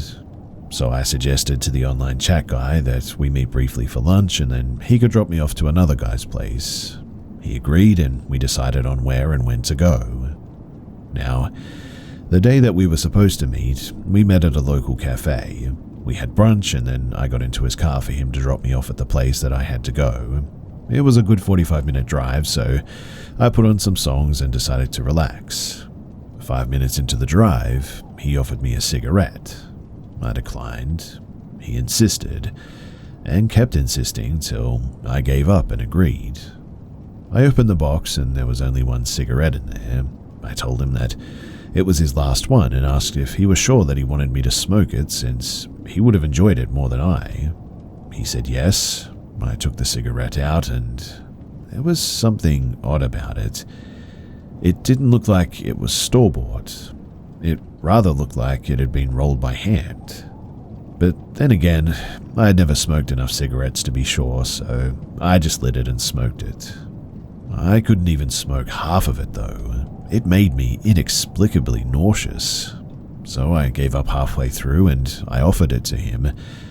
Instead of smoking it, he put it out and threw it away. I thought that was weird, but assumed that he probably didn't want to smoke while driving. 30 minutes into the ride, though, and I started feeling really sick. My whole body was now shaking. I was extremely nauseous, and I could barely keep my eyes open. I kept telling him that I wasn't feeling good and that maybe we should go to the nearest ER instead of where we were going. But he kept telling me to relax and lay back. Everything about that ride felt really off now. I told him, too, to stop the car and drop me off wherever we were. He refused. All I could think of was pulling out my phone and calling for the police. When he noticed what I was doing, he immediately stopped the car and I got out. I couldn't stand, so I sat on the roadside and called the guy that I was supposed to visit. He immediately drove to where I was and picked me up, took me to his place where I threw up all over his living room multiple times. For the next hour and a half, I just laid on the couch, my whole body shaking and constantly throwing up. The guy brought me water, gave me some electrolytes, and kept insisting on going to the hospital, but in the end I refused. I had no idea what I had smoked, but I was sure that it wasn't just plain old cigarettes, that much was clear. I was scared that if it had been some illegal drug and if the hospital caught on, that I would get into trouble, and I absolutely did not want my parents to find out what I had been up to. So, in the end, I just laid there, kept throwing up and letting whatever that stuff was get out of my system. All these years later, and I am now married to the guy who picked me up from the roadside and helped me through an insanely embarrassing time.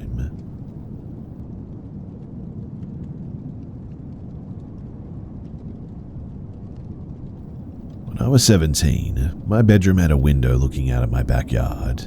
The backyard was fenced in, but on the other side of the fence there were some woods and a retention pond. I'd never been scared of this and kept the blinds open so that when the sun rose in the morning, the natural light would help wake me up. But one night, I was up late on my phone with my dog laying in my bed next to me. At around 2 a.m., my dog jumped up and started barking at the window. At first, I honestly thought that he was just barking at his reflection and told him to stop. But I then realized that he was looking at the left side of the window while his reflection was on the right. I couldn't see outside the window because I had left the lamp on my nightstand on. All I could see in the window was the reflections of my bedroom. Not wanting to alert whatever might be out there that I was scared, I faked a yawn, set my phone aside and turned off the lamp. I then laid face down facing the window, and I swear that I saw a set of human eyes looking back at me from the left side of the window. I drink a lot of water at night, so I had an empty bottle on my nightstand, so I grabbed it and pretended to just realize that it was empty. I turned on the lamp and acted like I was going to get some water. I went to my parents' room and my dad told me not to worry. We had these motion-activated floodlights and they hadn't turned on, so there was no way that anything was out there.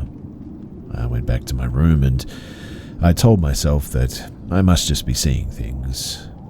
I ended up closing the blinds and I turned on the lamp and I just got some sleep.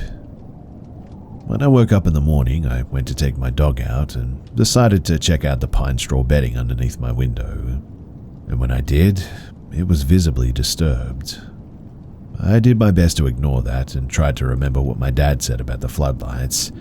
That worked pretty well, until my dad tested the floodlights later that day and found that the bulbs, they had been burnt out. To this day, I keep my blinds closed and my lamp off when I sleep. I don't want to risk anything being able to see me if anything is somehow peeking through my window. I would prefer to know if something is there, and I'm pretty sure that there was someone at my window that night.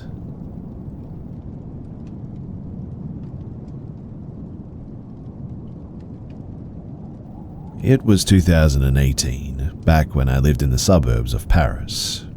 I've been playing Pokemon Go since its release, and I used to go out at night to play, always with my best friend on voice call. It was a night like any other as well, following my usual route. It was around 2 in the morning, and I had already covered a good 2 kilometers. I found myself about 1 kilometer away from home at this point, standing near a poker stop, catching what I could while talking to my friend, just like every night. It was a residential street with a few streetlights, but quite dark as there was a field just behind it. After about 5 minutes, I noticed a man in his 30s on the opposite sidewalk, just a few meters away from me, holding hedge shears in his hand, and there was a pile of branches at his feet. I thought the man was just trimming the branches of his tree. However, when I described the scene to my friend, he said, "You should leave right away. No one does gardening in the middle of the night." Despite my friend's warning, I was so focused on Pokemon Go that I wanted to capture all the Pokemon before leaving, so I stayed while keeping an eye on the man's actions. As I looked at the man, I realized that he wasn't cutting any branches though.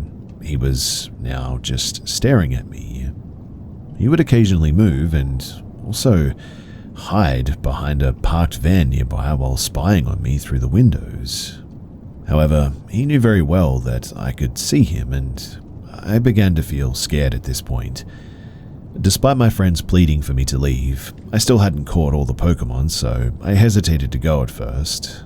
The man continued his strange behavior, crossing over to my side of the street and hiding behind some bushes while staring at me. Then, he went back to his pile of branches and stared at me again. Finally, I had had enough and I decided to leave. I walked normally towards my home, trying not to show my fear. I had a straight path back home. My friend on the call asked me to check behind me in case the man was following me. And when I did, indeed, he was, still holding the hedge shears, about 10 meters behind me now. I then made a left turn instead of going straight, even though it made my way longer. I wanted to be sure that he was actually following me and that it wasn't just a coincidence. He continued to follow me though. At that, I picked up my pace, taking snaps just in case something actually happened. When I reached the end of the street, I was out of breath but safe. There was no one behind me. I entered my home feeling relieved. Suddenly, a white car pulled up right in front, stopped, and the driver's window rolled down. And it was the same guy with his pruning shears, which meant that now he knew where I lived. I rushed inside, locked everything, grabbed a kitchen knife, and I just waited until somebody woke up so that I could go to bed. There was no further incidences, thankfully. Nobody believed me, of course, so we checked the surveillance cameras at home, and unfortunately, I was right. Everybody saw it, and everyone was definitely creeped out by it.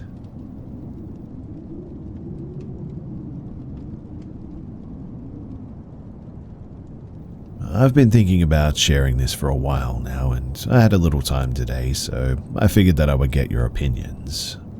This is actually pretty long, but I do feel that everything that I mention here is important to the story, or to understand my thinking and reaction, I guess.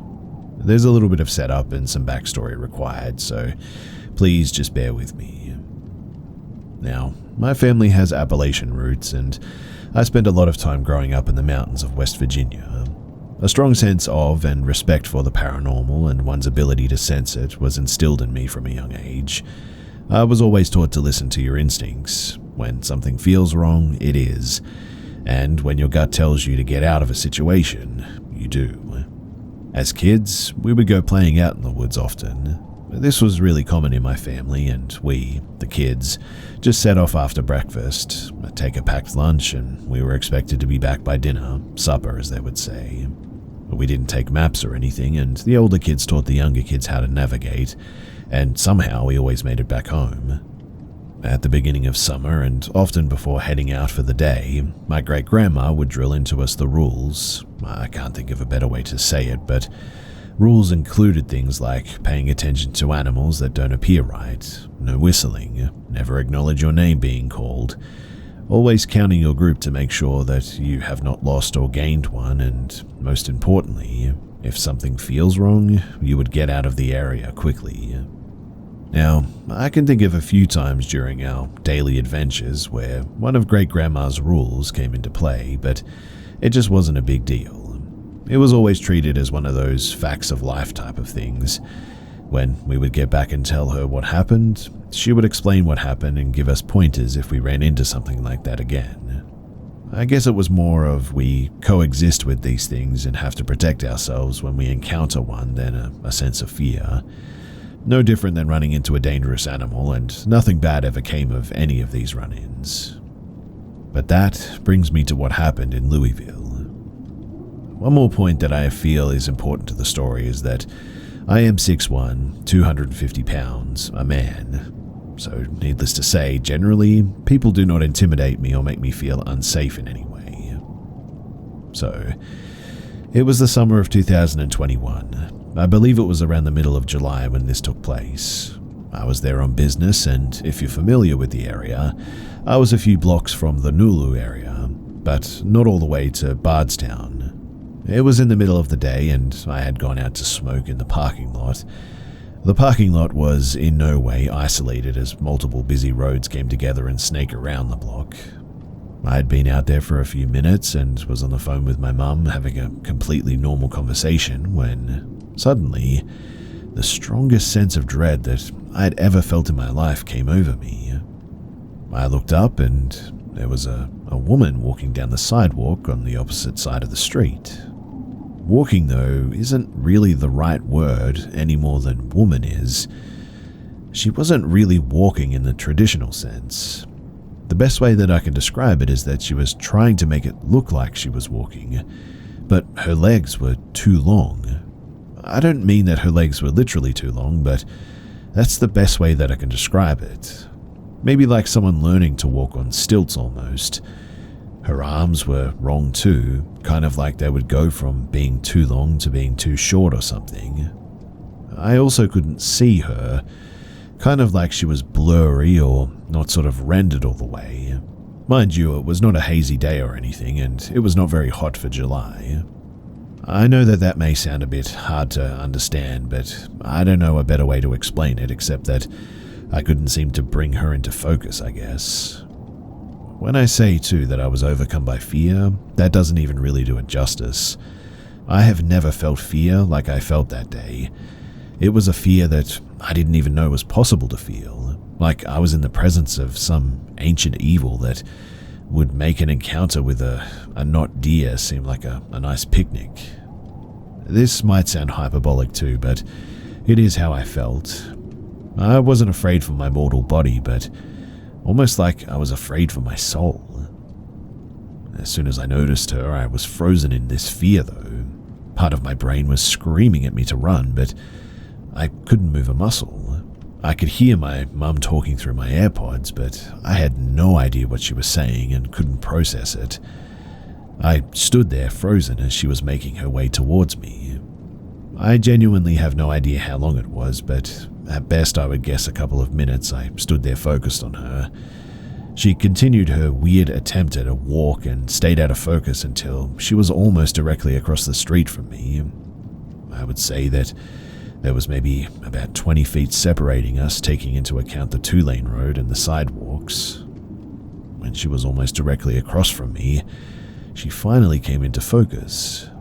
She was just a little old lady, maybe in her late 70s or early 80s. Once I made that connection, my rational brain tried to tell me that I was just being ridiculous and it was just a little old lady. I have nothing to fear from a little old lady. Even if she was crazy and tried to attack me or something, I could pick her up and punt her across the street if I needed to. But the instinctual part of my brain just wasn't interested in hearing that for some reason. When she was directly across from me, she paused. She turned to look at me and was kind of jerky in a way. When she did, her face was wrong too. It wasn't like something out of a horror movie, and I can't tell you exactly what was wrong with it, but it was wrong. It was kind of like one of those magic eye pictures where you see the 3D image when you unfocus your eyes. She smiled at me and her mouth was too big. It was almost ear to ear, in fact. For some reason, that smile is what finally broke the paralysis too, that had me rooted in place, and after that, I ran. I ran in the opposite direction and only stopped when the area was fully out of view. When I finally came to my senses, my mum was yelling into the phone asking if I was okay. She informed me that I had just stopped talking for a little bit and then screamed and she could hear my breathing. I don't remember screaming, but I must have, and I believe her. As I got a hold of myself, I told her what had happened, and she asked me not to go back to the area anytime soon. Not that you could have paid me enough to go back there right away anyway, but I took an Uber to my hotel and I started making arrangements to cut my trip short. The next day, I took an Uber back to my car and had the driver drop me off directly behind where I was parked. I got in my car and started it and floored it to get away from there.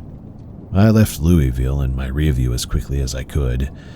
I have been back since then, but when I have to go to that area, I always go with a group and I avoid it if at all possible. Now, I've been trying to rationalize this since then, and I just cannot come up with a rational explanation for what I saw. I don't do drugs, I don't drink alcohol, and I don't have any underlying psychological issues or a history of them in my family or anything. I had never before and have not since had an experience like this one, and the only conclusion that I can draw is that I ran into something paranormal, but I truly have no idea what it was. I guess that's where you guys come in, because I'm really hoping that someone out there has some idea as to what this was. I've done my best to be as unemotional and factual as I can here. I've tried to leave out any hyperbole or emotions, even though it is very difficult to discuss this without bringing emotions into it. Also, I will point out that the human memory is not perfect, but every little detail seems like it's burned into my mind. I dream about this experience frequently, in fact, and I can still see her in my mind's eye.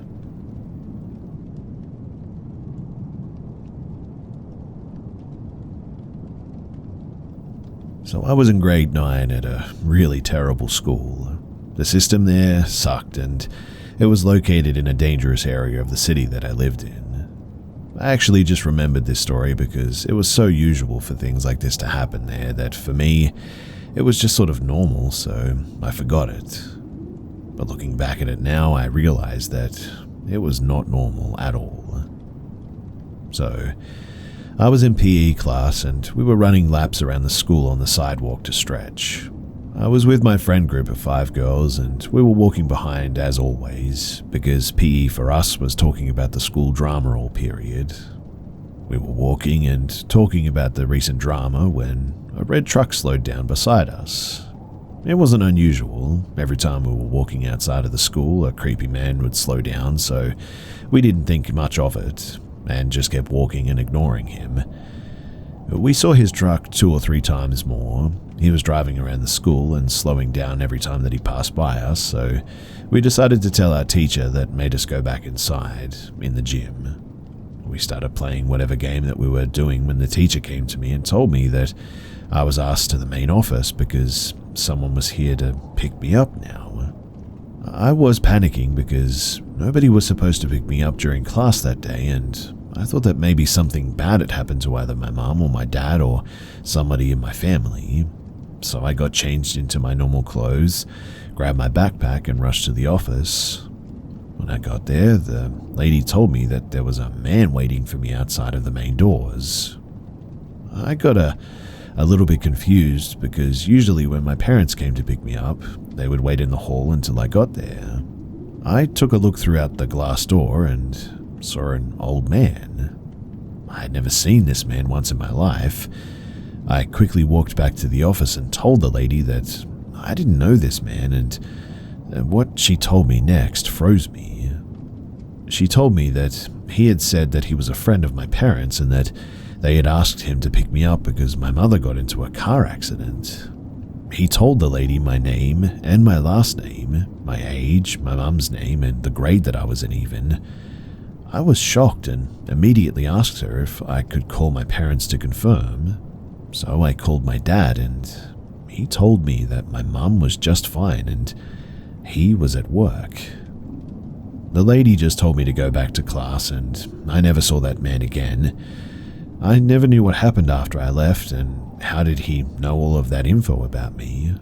My parents talked to the cops about this, and there was never anything that came of it. We just never got any answers.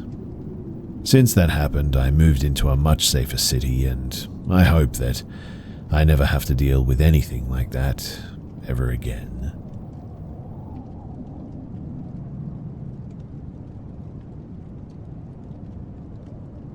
I was living in Fiji Islands back in 2016, and I was 14 years old. This story happened to my family, but mainly my mum lived it. It was on the 31st of October, and I was at my school for a Halloween-based party, and my parents and my little sister were going to a family friend's Halloween party, so the house was empty. My party finished at 9 p.m, and my dad came to pick me up but dropped off my mum and sister at the house because our security alarm was ringing. Because nobody was home, my family obviously called the security company over, and they sat in a van with 3 security guards. My mum opens the house and lets everyone in. They check the whole house and they see no one. My mother checks all the cupboards and under the bed with my little sister, who was only 12 at the time. The security go outside into the garden and in the basement to check if there is anyone, and it's not an accidental ring. We don't have any pets, by the way. My mum turns on all the lights from the living room and the balcony. She starts to open the window and the gates that protect all the windows to get on the balcony, but when she looks at the keyhole to put it in, she notices flip-flops on the floor. She then looks closer and sees 2 pair of legs hiding really close to each other against the wall under a garden sofa. My mum begins yelling, "They're on the balcony." The 2 guys got scared and jumped off the balcony into my garden. One of the guards grabs the guy, but the second intruder jumps on the guard and they run away, jumping over the fence and running into the forest.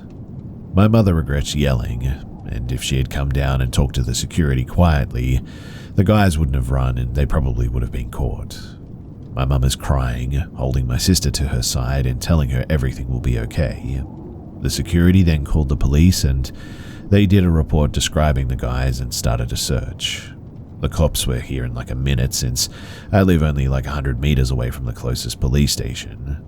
The guys who jumped lost a hat, their flip-flops, and they left socks as well, to use as gloves we think, but also 2 knives. Sadly, the guys were never found again, but 2 weeks later, my mum pulls out of the driveway, looks in the rearview mirror of her car, and sees, she's 90% sure, the 2 guys there, opposite our house, staring at her. The short guy had the same new hat, and the other guy had brand new flip-flops. When my mum drove away to the police station, the guys were gone and they were never to be found again. I got home after with my dad and my mum and my sister crying. My dad was mad that he didn't stay, but my mum had drank and she couldn't drive at that time. Luckily, my mum saw them before she opened the window, otherwise, well, who knows what could have happened, right? Now, how did the 2 guys get on the balcony in the first place? Well, it's going to sound a bit stupid, but right next to the balcony where they were hiding, there are 2 wooden poles linked with a sort of weird plank. It's not to hang anything or anything, but it's just there. My dad asked the landlord to get rid of it, but the landlord didn't want to do that. To give more about this pole thingy too, me at 15 or 16 when I was already 6 foot, I could jump and climb onto my balcony because I did it to sneak out of the house to go see my girlfriend at the time. I'm now 21 and I live in Australia, and even though I didn't live this for myself, it honestly really scared me because I was young, and now that I live alone, I check the entirety of my house and make sure my house is always locked, to the point that I've locked myself out of my house way too many times because of it. Thankfully, I've never had to deal with anything like this in my life since then, but still, it's something that just never leaves you.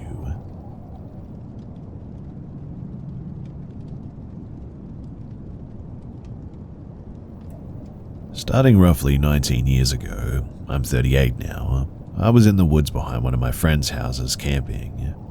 We were maybe only 500 to 550 yards away from the house and only took a few steps in the direction of the house to see it on the other side of the cornfield that was used for hay that year.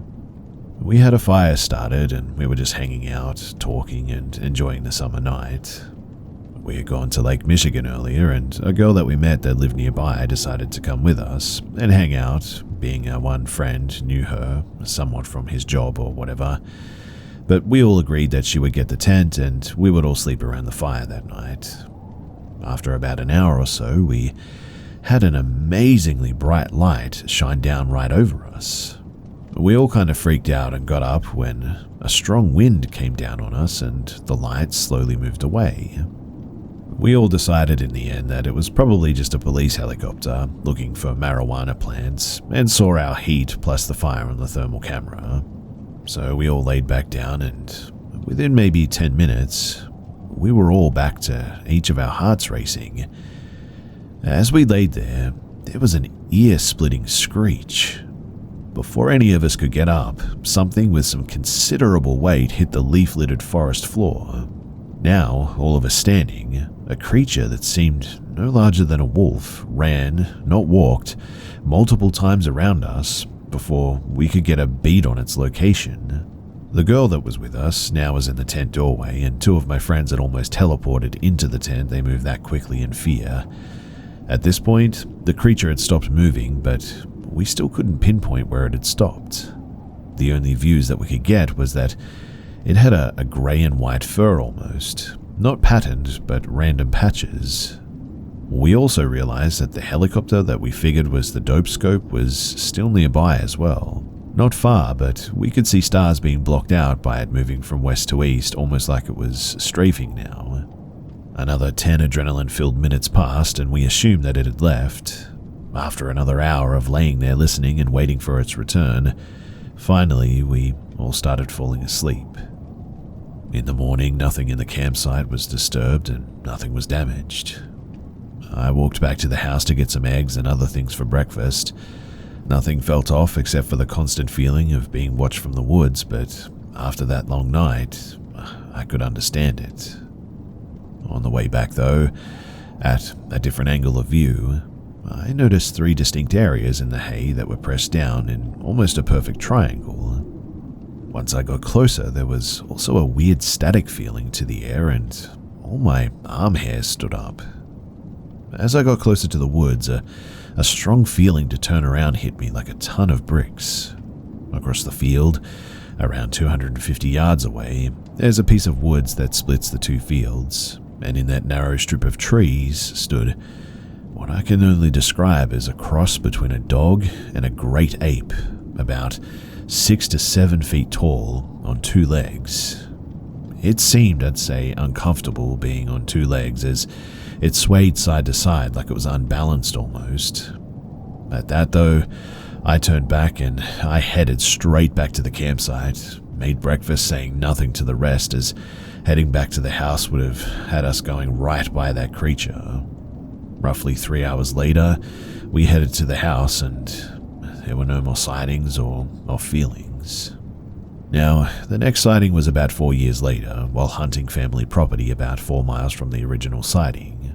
Sitting in the woods by myself that evening, I had a group of 4 does come in. I would sit back in the thicker woods, but I had a 270 sighted in at 100 yards.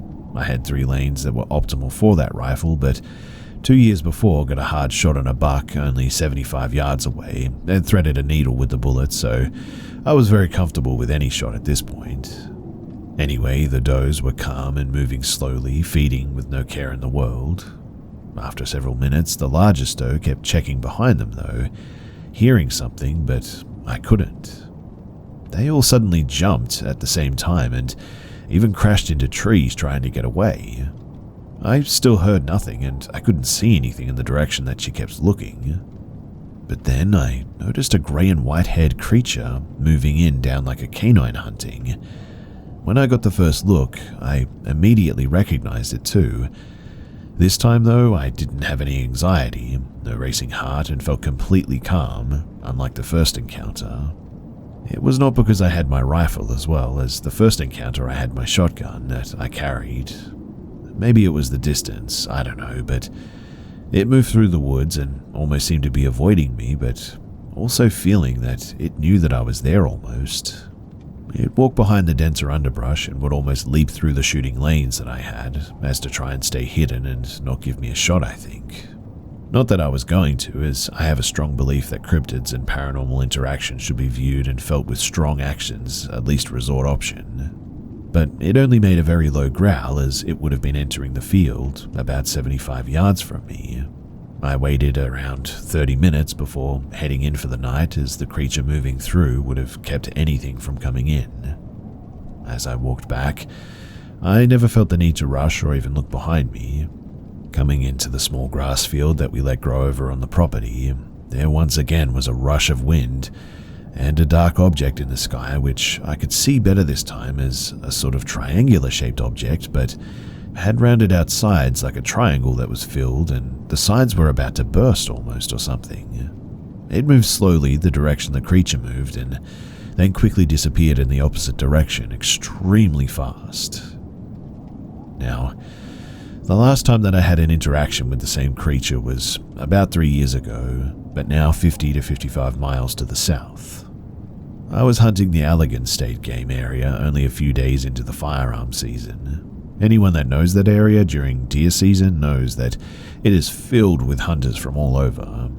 I usually would go to the more difficult areas, as the city people wanted to hunt 10 feet from their vehicle and not have to work for their deer. I was deep in the woods by the Swan Creek area, and the sun was just starting to set up to be able to break through the dense trees. I'm used to the weird and sometimes unsettling feeling that the area gives you, but today felt particularly strange. I hadn't seen any other cars on my way to the area, so I felt good about a successful hunt. As the minutes went by, I could hear a few deer moving in and was hoping that a buck wouldn't be too far behind them. It was cooler this morning than the last few, and it was easy to see one's breath. I started seeing breath from behind some berry shrubs that I believed to be the deer that I had heard, and was excited to see them move through it. After 10 minutes went by and the breathing kept coming from the same spot, I started thinking that maybe there was a buck behind the shrubs and he can smell me or know something's up.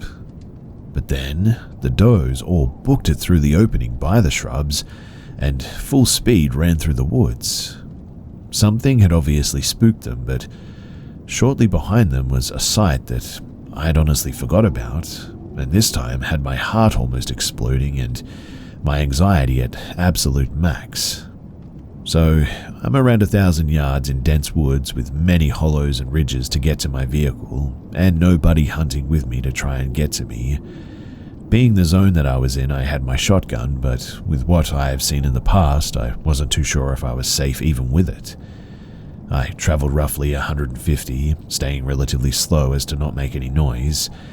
As I waited by a tree and was listening and looking behind me, the woods suddenly became absolutely dead quiet. No birds, no squirrels running about, and no wind even. Some would perhaps think that this is good because you can hear everything, right? But those who spend time in the woods know that when an apex animal moves in, either the warning calls go off or it goes absolutely silent in the woods. I kept moving at a more increased pace, and I kept checking my phone for better service to call in my in-laws to head out to the area for assistance if I needed. I was maybe 200 yards from my vehicle, and I saw what I honestly thought was going to be my end. On a small mound about 75 yards ahead stood a creature on all fours. But this one was different. The hair was brown and black, looked to be bigger, and this time the front half was fully visible, and I could see that it was the same kind of beast that I'd seen each time before, sort of half wolf, half ape. And honestly, it looked something like a test tube baby of some mad scientist. It stared directly at me for about 5 minutes, and I was sure that the other was somewhere close watching from behind. Then a huge gust of air came through the trees, and the creature ran as if it was being hunted itself. I leaned against the tree by me and sighed and felt a huge relief wash over me, almost like a shower of protection. I opened my eyes and looked up, feeling that I would see the same thing as before, but there were clouds and an open sky. Then the clouds seemed to distort and get sort of morphed, kind of like when glass has a curve or a defect and it distorts your view of objects behind it. And I knew then that it was another craft flying above the trees, and it was either a different one altogether or a different mechanism to hide, but being that it was daylight this time. Now, for about 2 years after, I had almost ghost-like visits from whatever these things were. That's really the only way to explain it. They both would show up in the woods while collecting firewood or on a walk with my kids. I never got the same feelings I did the other times. I felt like it was a memory playing in my head, except they moved and did things that I couldn't really see them doing. One day I had my dog with me, which I trained to protect my kids and wife at the time. He'd even attacked me when my ex took him in the woods on a leash. I put on a new hoodie and pulled the hood over my face, and he came after me and even called his name didn't calm him just when he was close enough to smell me that he finally caught wind that it was me. But he was not on a leash this day, and not even 10 feet in, his hair raises and he starts growling, but he seemed confused as to why himself. Then, that was when I saw 2 of these things, 20 feet ahead. And now this is going to sound really weird, but I could sort of see through them, and they moved as if they were made out of smoke or something. The dog lunged at one and went right through it, and it dissipated like a mist thinning in the morning sun. The other walked behind a tree and just never came out of the other side. It's been a few years now, and I haven't seen the creatures fully, but keep getting shadows at the edge of my view that sort of look like them, and they keep getting close on both sides each time when I'm walking in the woods. But the biggest problem with all of this is, how can what was a fully physical interaction with what I figured was a cryptid or maybe otherworldly being now be more spiritual in nature? It almost seems like a soul following me. I know that this all sounds so crazy, believe me, but could they have died, and am I the one that they didn't get, or are they protecting me like a calling or something? Either way, holding it in for years and keeping the other 2 encounters from other people I still talk to from the original group, I finally figured that I would share these instances and just put them out there, just to get them off my chest and hopefully get some help and some understanding, I guess. None of it has really interfered with my life, I guess, other than a few close heart attacks from anxiety or the couple of sleepless nights right after the encounters. And in the end, I guess all I can say is, take this all as you will. I am looking forward to hearing what you guys might have to say about it, though. I guess I'm just a bit lost, and I'm hoping that I can get some answers, or at the very least some theories. I needed to get this out there, and I'm wondering if there are others with the same type of bizarre interactions that last decades like this and even seem to just change so drastically.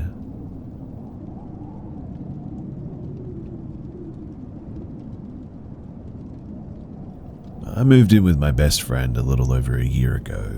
She lives in an old trailer home, and it makes plenty of creepy noises at night. Sometimes when I'm trying to sleep, it sounds like people are moving around the main living space. I normally just try to ignore it, and I never say anything about it to my friend because she scares easily. But last night was different. I wasn't even in my room. It was around midnight, and I left my room to have a smoke, then went to the bathroom. Just as I was about to open the bathroom door and go back to my room, I distinctly heard someone walking through the kitchen or dining area. I assumed it was my friend getting a midnight snack, but when I left the bathroom, the house was quiet and there was nobody in the kitchen. I glanced in her room. She sleeps with her bedroom door open, and I could see the shape of her body fast asleep in her bed.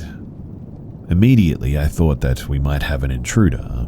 The sound that I heard was that loud, but when I remembered that we have a German Shepherd who would not have slept through someone coming in the house at night, I shrugged it off and I just went back to my room. But as soon as I closed the door, I heard the heavy footsteps again. This time it sounded like they were leaving the kitchen and going toward my friend's bedroom.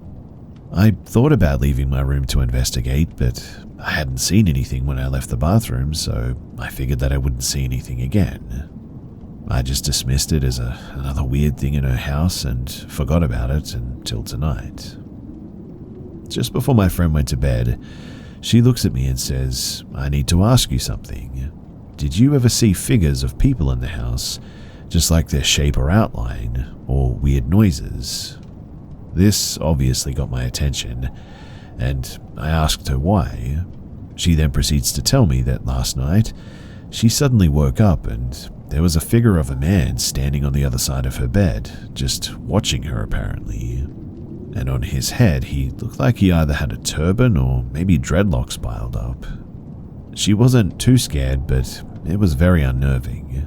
She was too tired to examine it any further and just closed her eyes and hoped that it was a hallucination. What she described, though, reminded me of a shadow person. I've had encounters with them before, and not just out of the corner of my eye, but they were always silent. It's just the combination of what I heard and what she saw on the same night that really has me scratching my head. And I guess I'm curious as to what your opinion is.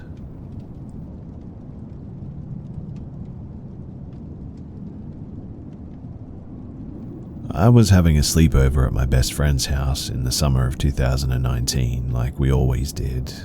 We were 15 at the time, and she lives in a small village where everybody knows everyone. There were really no weird people there as well, and it was a very safe place. Everyone was kind and friendly. So, it was about 10 p.m. and it was really dark outside. We were hungry and wanted to bake some cookies, but they didn't have all the ingredients to do it, so we decided to go to the nearest convenience store to get them. It was about a 5-minute walk in the dark because there were no streetlights. We started walking towards the store, talking and laughing about literally anything. On one side of the road, there was a huge church built at the end of the 1800s. It was abandoned, but they couldn't destroy it because it was historical. There's also a huge parking lot right in front that had small orange lights. It was on the other side of the road, the store that we had to go into. When we passed on the sidewalk in front of the church, we heard a weird classical music playing. It was just a whisper, but we turned our eyes to the parking lot and there he was. I still have goosebumps even thinking about this. There were no cars on the road, nobody was outside. It was dark and cold, but we saw a man, really tall and disgusting. His clothes were ripped and he looked like he hadn't showered in months. He was dancing in the church parking lot, doing ballet figures to a classical song at 10 p.m. on a random summer night. When we saw him, immediately we changed sidewalks to be far from him. Our hearts were racing as we entered the store. We got our things and we went to the cashier. She made us pay and we were panicked, so we told her about the man dancing in the parking lot. She was confused and went to the window to look, but there was no one there. We were even more scared when we got outside. Neither of us had our cell phones, so we couldn't call her dad to pick us up. We took a deep breath and we decided to pass by the neighborhood that was behind the convenience store instead of the main road in front, so our chances of seeing the man again would be much lower. We started walking in the dark, on the small roads with our bags. We kept our heads on a swivel and kept looking around us. Once we reached the main street, we almost had a heart attack though, because the man was there, dancing on the sidewalk, right in front of her house. We were panicking. I started crying quickly. I started tearing up a bit as we walked back into the neighborhood. My friend told me that she knew some people of our school that were living nearby and that we should go to their house, so we did. He didn't believe us at first and didn't want to walk us to her house. It was almost 11 and he looked tired, but I think he changed his mind because he saw us crying. So he put his shoes on and we started making our way back onto the main street. We told him what happened as we arrived to the sidewalk and there was nobody. The man was nowhere to be found. He walked us to her front door as we thanked him before entering the house and locked the door. We told her parents everything and in the end they just laughed at us, saying that we were being overdramatic and that it was one of the safest villages ever to exist and that we probably saw the wrong thing. We're both 19 now and we still have no idea what happened that night, but we stopped going out when it was dark.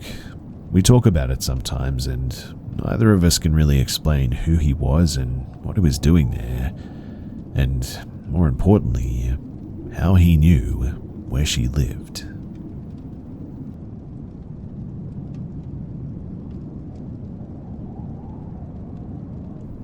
A couple of years back, when I was 14 roughly, there was this trail between my neighborhood and the school that I used to go to. It took about maybe, 10 minutes to get across it. It was covered full of tree branches and a deep valley that you needed to climb with a little creek running through it. This one particular autumn day, the leaves were falling off the trees and the temperature was getting lower.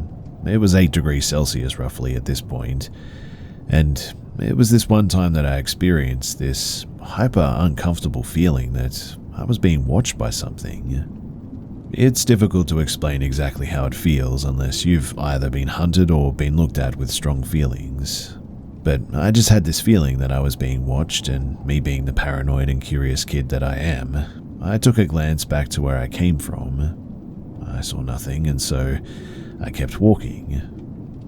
But then I hear someone yell my name, and I look back expecting one of the kids from my neighborhood wanting to talk with me back home, but no, there was no one there. There was nothing behind me. I stood there too for about maybe a solid minute before I just bolted and I didn't look back. The problem with this whole thing is that someone could have been yelling my name as the valley sort of drops down, and it could have echoed, I guess. But the yelling seemed to be coming from this rock a little bit to the right. It seemed like whatever was calling my name was behind that big rock. These days, I believe that there was a reason that our ancestors were a bit wary of the woods. I've heard of skinwalkers and wendigos or flesh gates. The problem is that I live in Norway, so how could this be?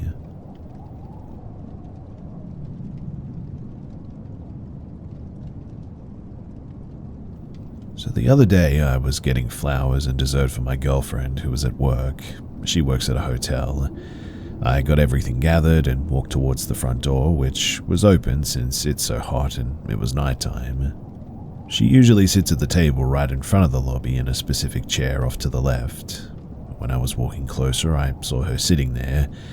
She turned to look at me and we made eye contact. She immediately jumped off the chair since she's short and ran off to the left of the lobby behind some pillars. I thought that she was trying to scare me and thought that I didn't see her, so I played along and followed her to behind the pillars where the kitchen is at.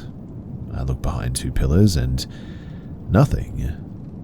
But then, immediately afterwards, she says, "Hey," and she was behind me. I was obviously so confused and asked where she came from. She said from the back of the front desk, which is at the right side of the lobby. I suddenly felt weird, so I asked, was anyone in the lobby just now, specifically a girl or a woman, since there's cameras in the back that she was looking at. She responded that nobody else has been there. I didn't know what to make of the situation just now and started replaying what I just saw in my head and realized that my girlfriend was wearing contacts and whatever I saw was wearing thick black frames but wearing her exact uniform and had her hair up exactly like my girlfriend. I just really don't know what to think about this whole situation, and I'm asking if anybody else knows what this is or if it's happened to them. Also, this hotel is considered to be haunted, and I've had other things, little things happen, like knocking and hearing footsteps, but that's all. Nothing at all like this.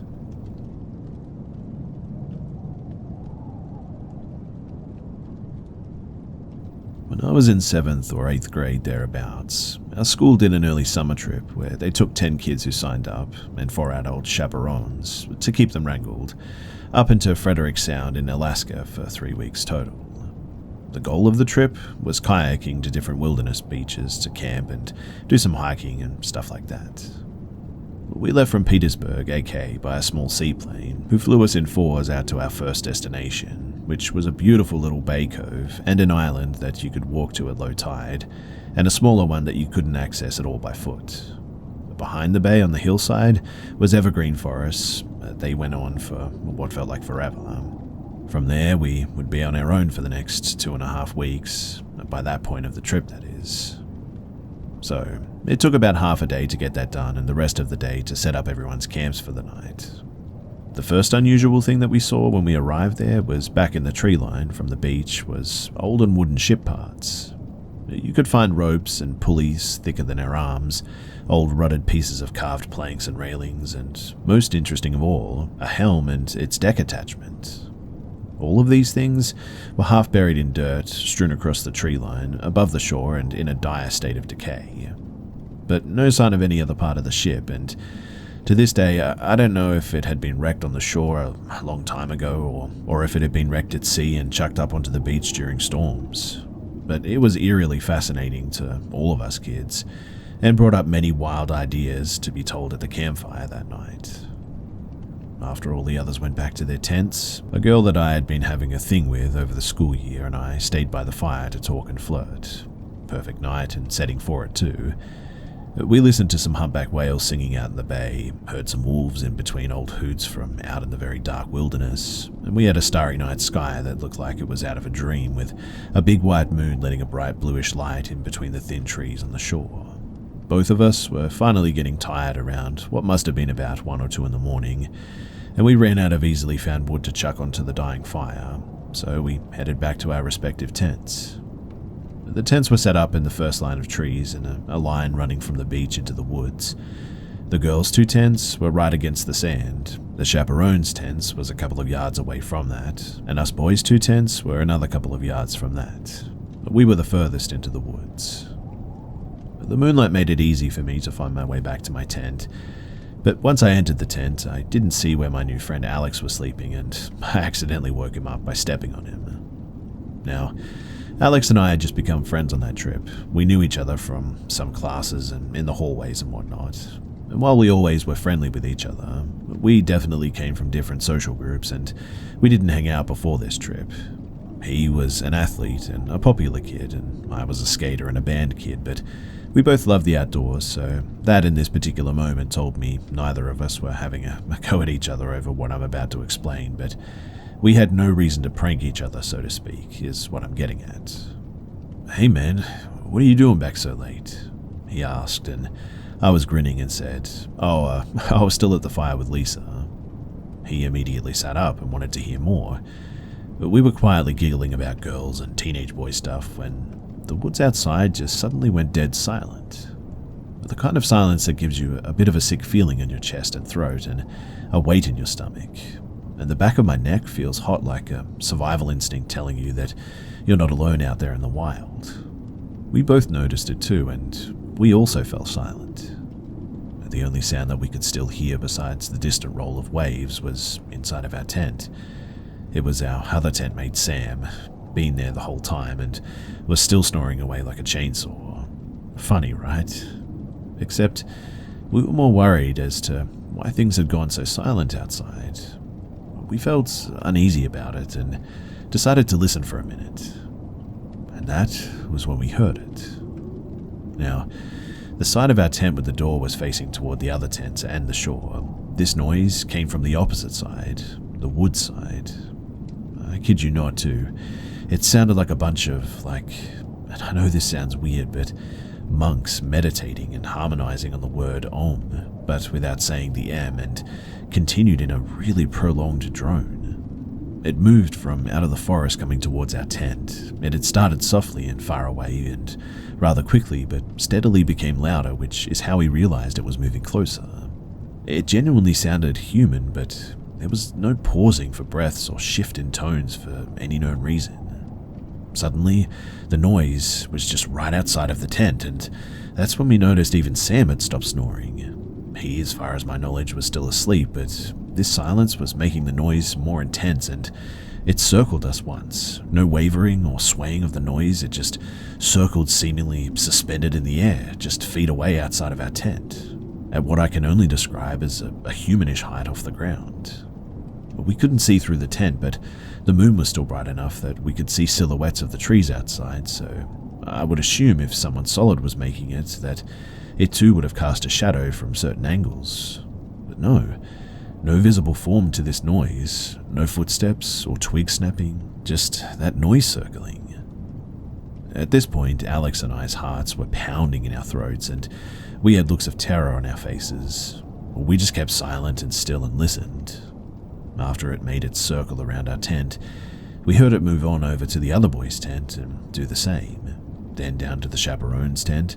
It circled theirs, but sounded more faint due to the distance.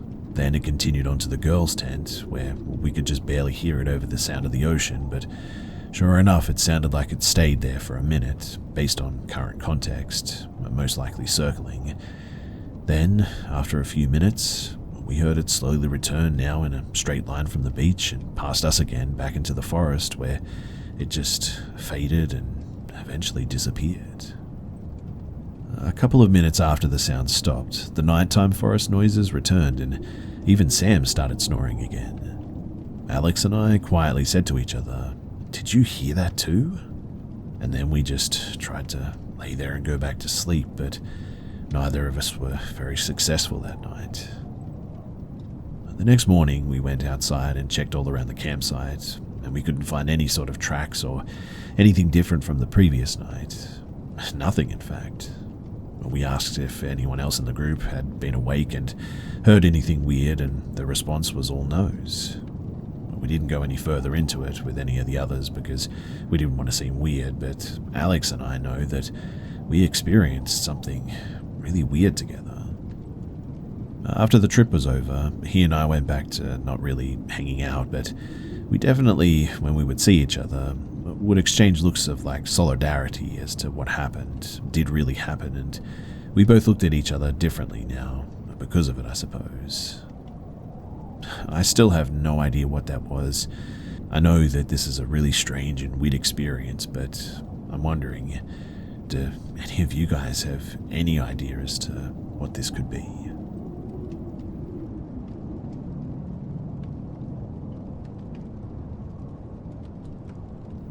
My friend, a 25-year-old female from college, told me a harrowing story once that happened to her and her friends in high school.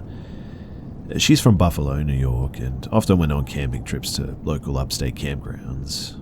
When she was a senior, her and 4 of her friends went to a campsite fitted with rows of cabins on the water that people could rent. As the sun went down, the girls noticed that their neighbors, a few cabins down, a group of guys similar in age, were playing music and grooving around the campfire, drinking beers and whatnot, and one of the guys asked them all if they wanted to join in. When they got over there and started hanging with the guys, everything seemed completely normal and they were having a fun time, and as the night progressed, one of the guys there started to get sort of blackout drunk and eventually pulled out a revolver that he said belonged to his dad. He started waving it around and playing with it. This obviously freaked everyone out, his own friends included. Eventually, he started pointing the gun to his head and laughing, and while his friends were yelling at him to put it away and how that wasn't funny, he kept doing it. The girls at this point were fairly disturbed, and they told the guys that they should get back to their cabin, and they said their goodbyes. When they got back to their cabin, they all talked about how freaky that was and expressed concern for that drunk guy. They then moved on to other topics of conversation, and they forgot about it for the time being. But a few hours later, sometime in the middle of the night, they heard a loud bang coming from the direction of their neighbor's cabin. Shortly after this, a brigade of cop cars showed up to the scene. One officer came to my friend's cabin and started asking them questions about the cabin that they visited earlier that night. When my friend asked the officer what happened, he explained that the kid had actually shot himself in front of his friends. They weren't able to discern if it was suicide or if it was accidental. My friend to this day still has PTSD over this incident and explained that she rarely goes camping anymore.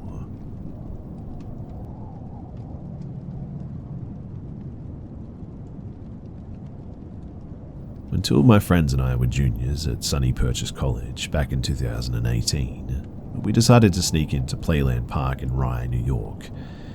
One of the friends of mine grew up in Rye and had done it many times before, so while I was nervous about getting arrested for trespassing, I felt a bit reassured that the park wasn't very, well monitored at night, I guess you could say. And at around 1 a.m. we drove and parked our car next to a large fence and attempted to scale it. It was rather difficult and required us to step onto each other's hands to get over, which gave me an intense anxiety about how we were planning to get all three of us back over the fence on the way out. After both of my friends got over the fence though, I attempted to chicken out and wait in the car, but finally decided to join, and after several minutes of struggling, I made it over the fence on my own and we began walking while lighting up a joint. It was pitch black at this point and almost all the lights were off too. We approached the water flume ride, which went up about maybe 100 to 150 feet, and then dropped into a steep slope. Along the side of the ride was a staircase for technicians and employees, which my friends decided to climb for a better view. At this point though, I chickened out, and I decided to stay at the bottom out of fear of heights. As they ascended the stairs, I looked out across the park, and that was when I noticed something very strange. We weren't actually alone at the park, because several hundred feet from us was a pond with what appeared to be like a small boat or a raft inside of it, and 4 or so people riding inside of it with flashlights attached to their heads. What was even stranger though was the fact that there were 2 dark figures swimming in the pond looking for something underneath the water. I could barely make out the silhouettes of these figures, but after a few minutes I noticed that they could see us and they seemed to be mobilizing the boat in our direction. I frantically started whisper screaming to my friends who were all the way at the top of the water right now and could barely hear me. At this point, the boat had reached land and the little lights on their helmets were heading in our direction quickly. My friends finally raced down the stairs and we began sprinting as fast as we could down a boardwalk that was dimly lit and back towards the way that we came. As we sprinted down the long, straight boardwalk, I realized that we were completely visible and started to accept the reality of being caught and arrested. But we somehow rounded a corner, got back to the fence and climbed over safely, hopping into our car and dipping immediately. I couldn't believe and still can't believe that we didn't get caught that night, as the figures that were chasing after us were no more than like a few hundred feet away when they spotted us. Still to this day too, I'm really not sure why the heck those people were swimming around a pond in an amusement park at like 1:30 in the morning. But one day my friend had told me that apparently kids had drowned in that pond before, making me wonder if they were searching for a body or something. I googled any article that I could find, but to no avail. Me and my 2 friends are still totally puzzled by this experience and can't really think of a very logical explanation. But the fact that my friend said that there are rumors that kids are drowning in this pond, I don't know, just thinking about it gives me chills.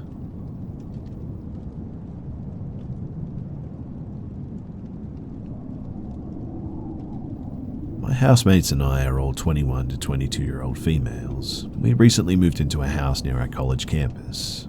We don't have keys and instead use a code that we use on the doors. But we have 3 pretty calm pets as well. So, it all started with weird individual experiences. Random small things going missing either from public spaces or somewhere private. But things that were easy to just sort of look over, I guess. Also, I should probably mention too that we're all very close and honest with each other. The things missing couldn't have been stolen and the house is not big, so there's only so many places the items could have been. And then there's been occurrences where we would leave with all the blinds open, come back, and they were all closed. Blankets that were left out but are randomly folded. Things like this. It's been getting spookier recently too, because one of my roommates was home alone and heard a thud. She looked around, all the pets were in the living room with her. She then hears footsteps and calls out to us, with no answer. And so she grabs the pets and loads them into her car because she's hysterical and convinced that somebody else was in the home with her. But to top it off, the other day, I was trying on some clothes and kept getting a hint of, I don't know, like something foul. After much investigation, I realized that it's the very shorts that I'm wearing. Confused, I sort of rummaged through my drawer, and out of my 3 rows of shorts, the row in the middle smells and is stained with urine. I was obviously really disgusted by this, and I took them off quickly. But when I tell you that we've pondered every possible explanation from our pets to even ourselves, I mean it. But the smell wasn't that of a cat or a dog. There were no rat droppings, and I immediately registered that it was definitely human pee. After doing all of my laundry, I also noticed 2 identical pairs of my underwear are missing. They were nowhere to be found at all, and I mean, we searched high and low, and there's no way that a pet could get into it or take it or hide it or anything. But I don't know, I just feel like I'm going crazy. If somebody else can please give us any, I don't know, like logical explanations, because maybe, just maybe, yours is the one that our brains will believe enough to help me sleep at night at this point. But if not, well, what should we do?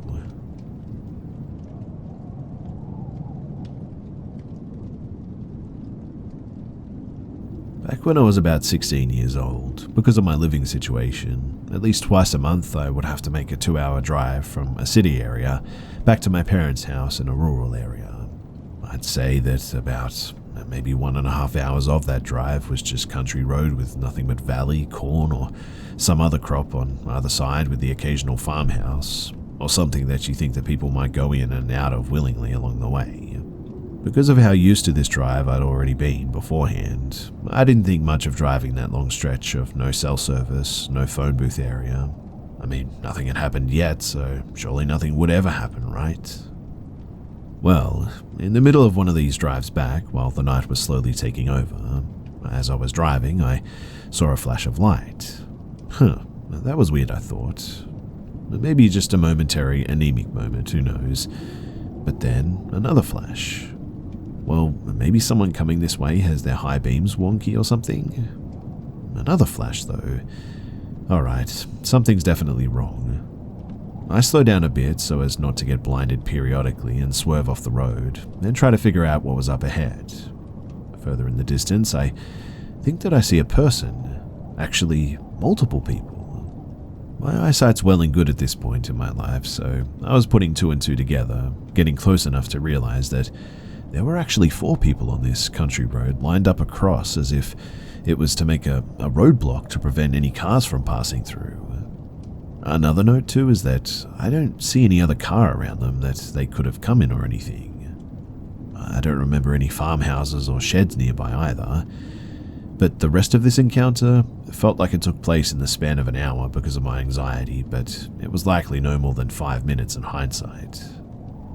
So I'm driving maybe 10 miles per hour now as I'm getting closer and realizing that I'm definitely without a doubt approaching a line of 4 grown people with huge bright white masks on, staring in my direction.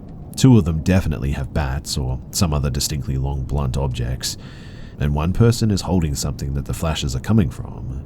Maybe a laser or something? I'm not sure. What I do know, though, is that I've seen enough horror movies and heard enough stories about crime on roads like this to think that, in that moment, I have only 2 options.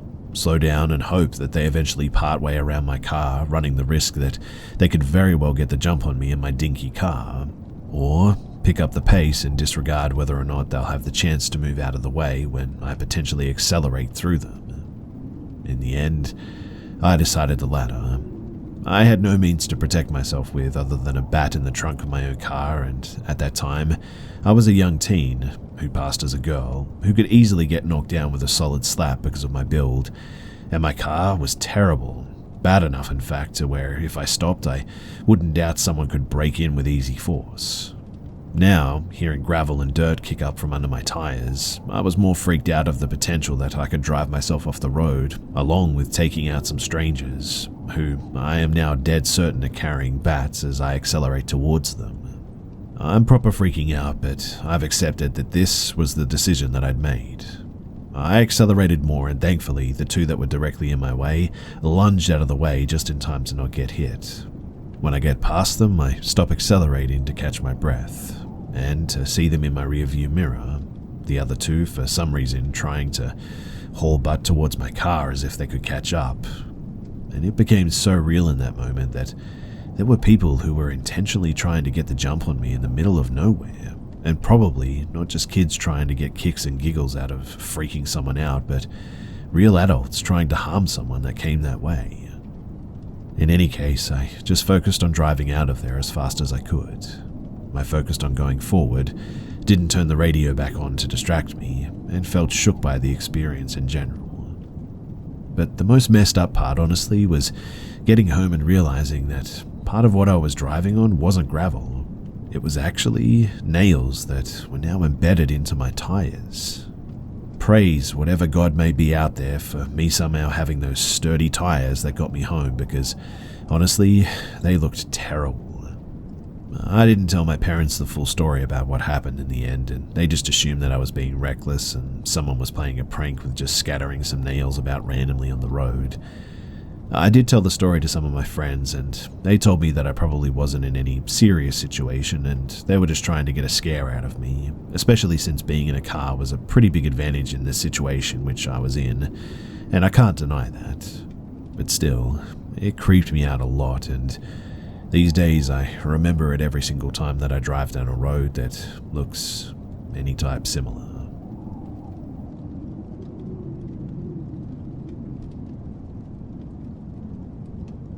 So last night at around 8:30, I went out to the edge of the woods on my property to set up a blind to shoot some nuisance coyotes that had been eating my chickens.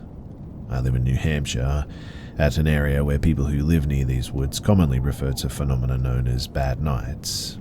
It's just an eerie feeling where you don't want to be anywhere near a door or a window when it gets dark, and you certainly don't want to be outside. Animal life seems to be affected as well, since it's always eerily quiet on those nights. Thankfully, though, it was a good night, so I thought that I was going to be fine. I set up with a long-ranged modified handgun, a mounted night vision scope with a thermal setting, and a high-end night vision handheld. Both pieces of equipment have a high four-figure price range. I set up facing the woods, and for most of the night I saw nothing, coyote or otherwise. But a little before 10:30, I was scanning the field just before the tree line with my thermal scope when I saw like a red orb pop up. It was about 4 feet off the ground, not moving. The thermal was giving a reading of 90 degrees, which made no sense considering that it was around 40 that night. Also, the scope is very high definition. I can see small birds at 50 yards away and they show up perfectly bird-shaped. So there's really no reason that anything should look like round like this. It also had a strange low-quality, staticky look to it, which AIs made no sense considering it was well within my 50-yard marker at the tree line. When I went to switch to night vision mode, it disappeared. After that, I never saw anything else like it for the rest of the night. But later on, around 11, my handheld night vision scope started malfunctioning. The brightness or exposure was sort of fluctuating wildly for no reason, and it was randomly turning on and off. I just chalked it up to the battery being dead or dying and stopped using it. But this afternoon, when I started to get my equipment ready again, it was working perfectly normal. It's the same temperature again today as well, 40 degrees, so it's not temperature related.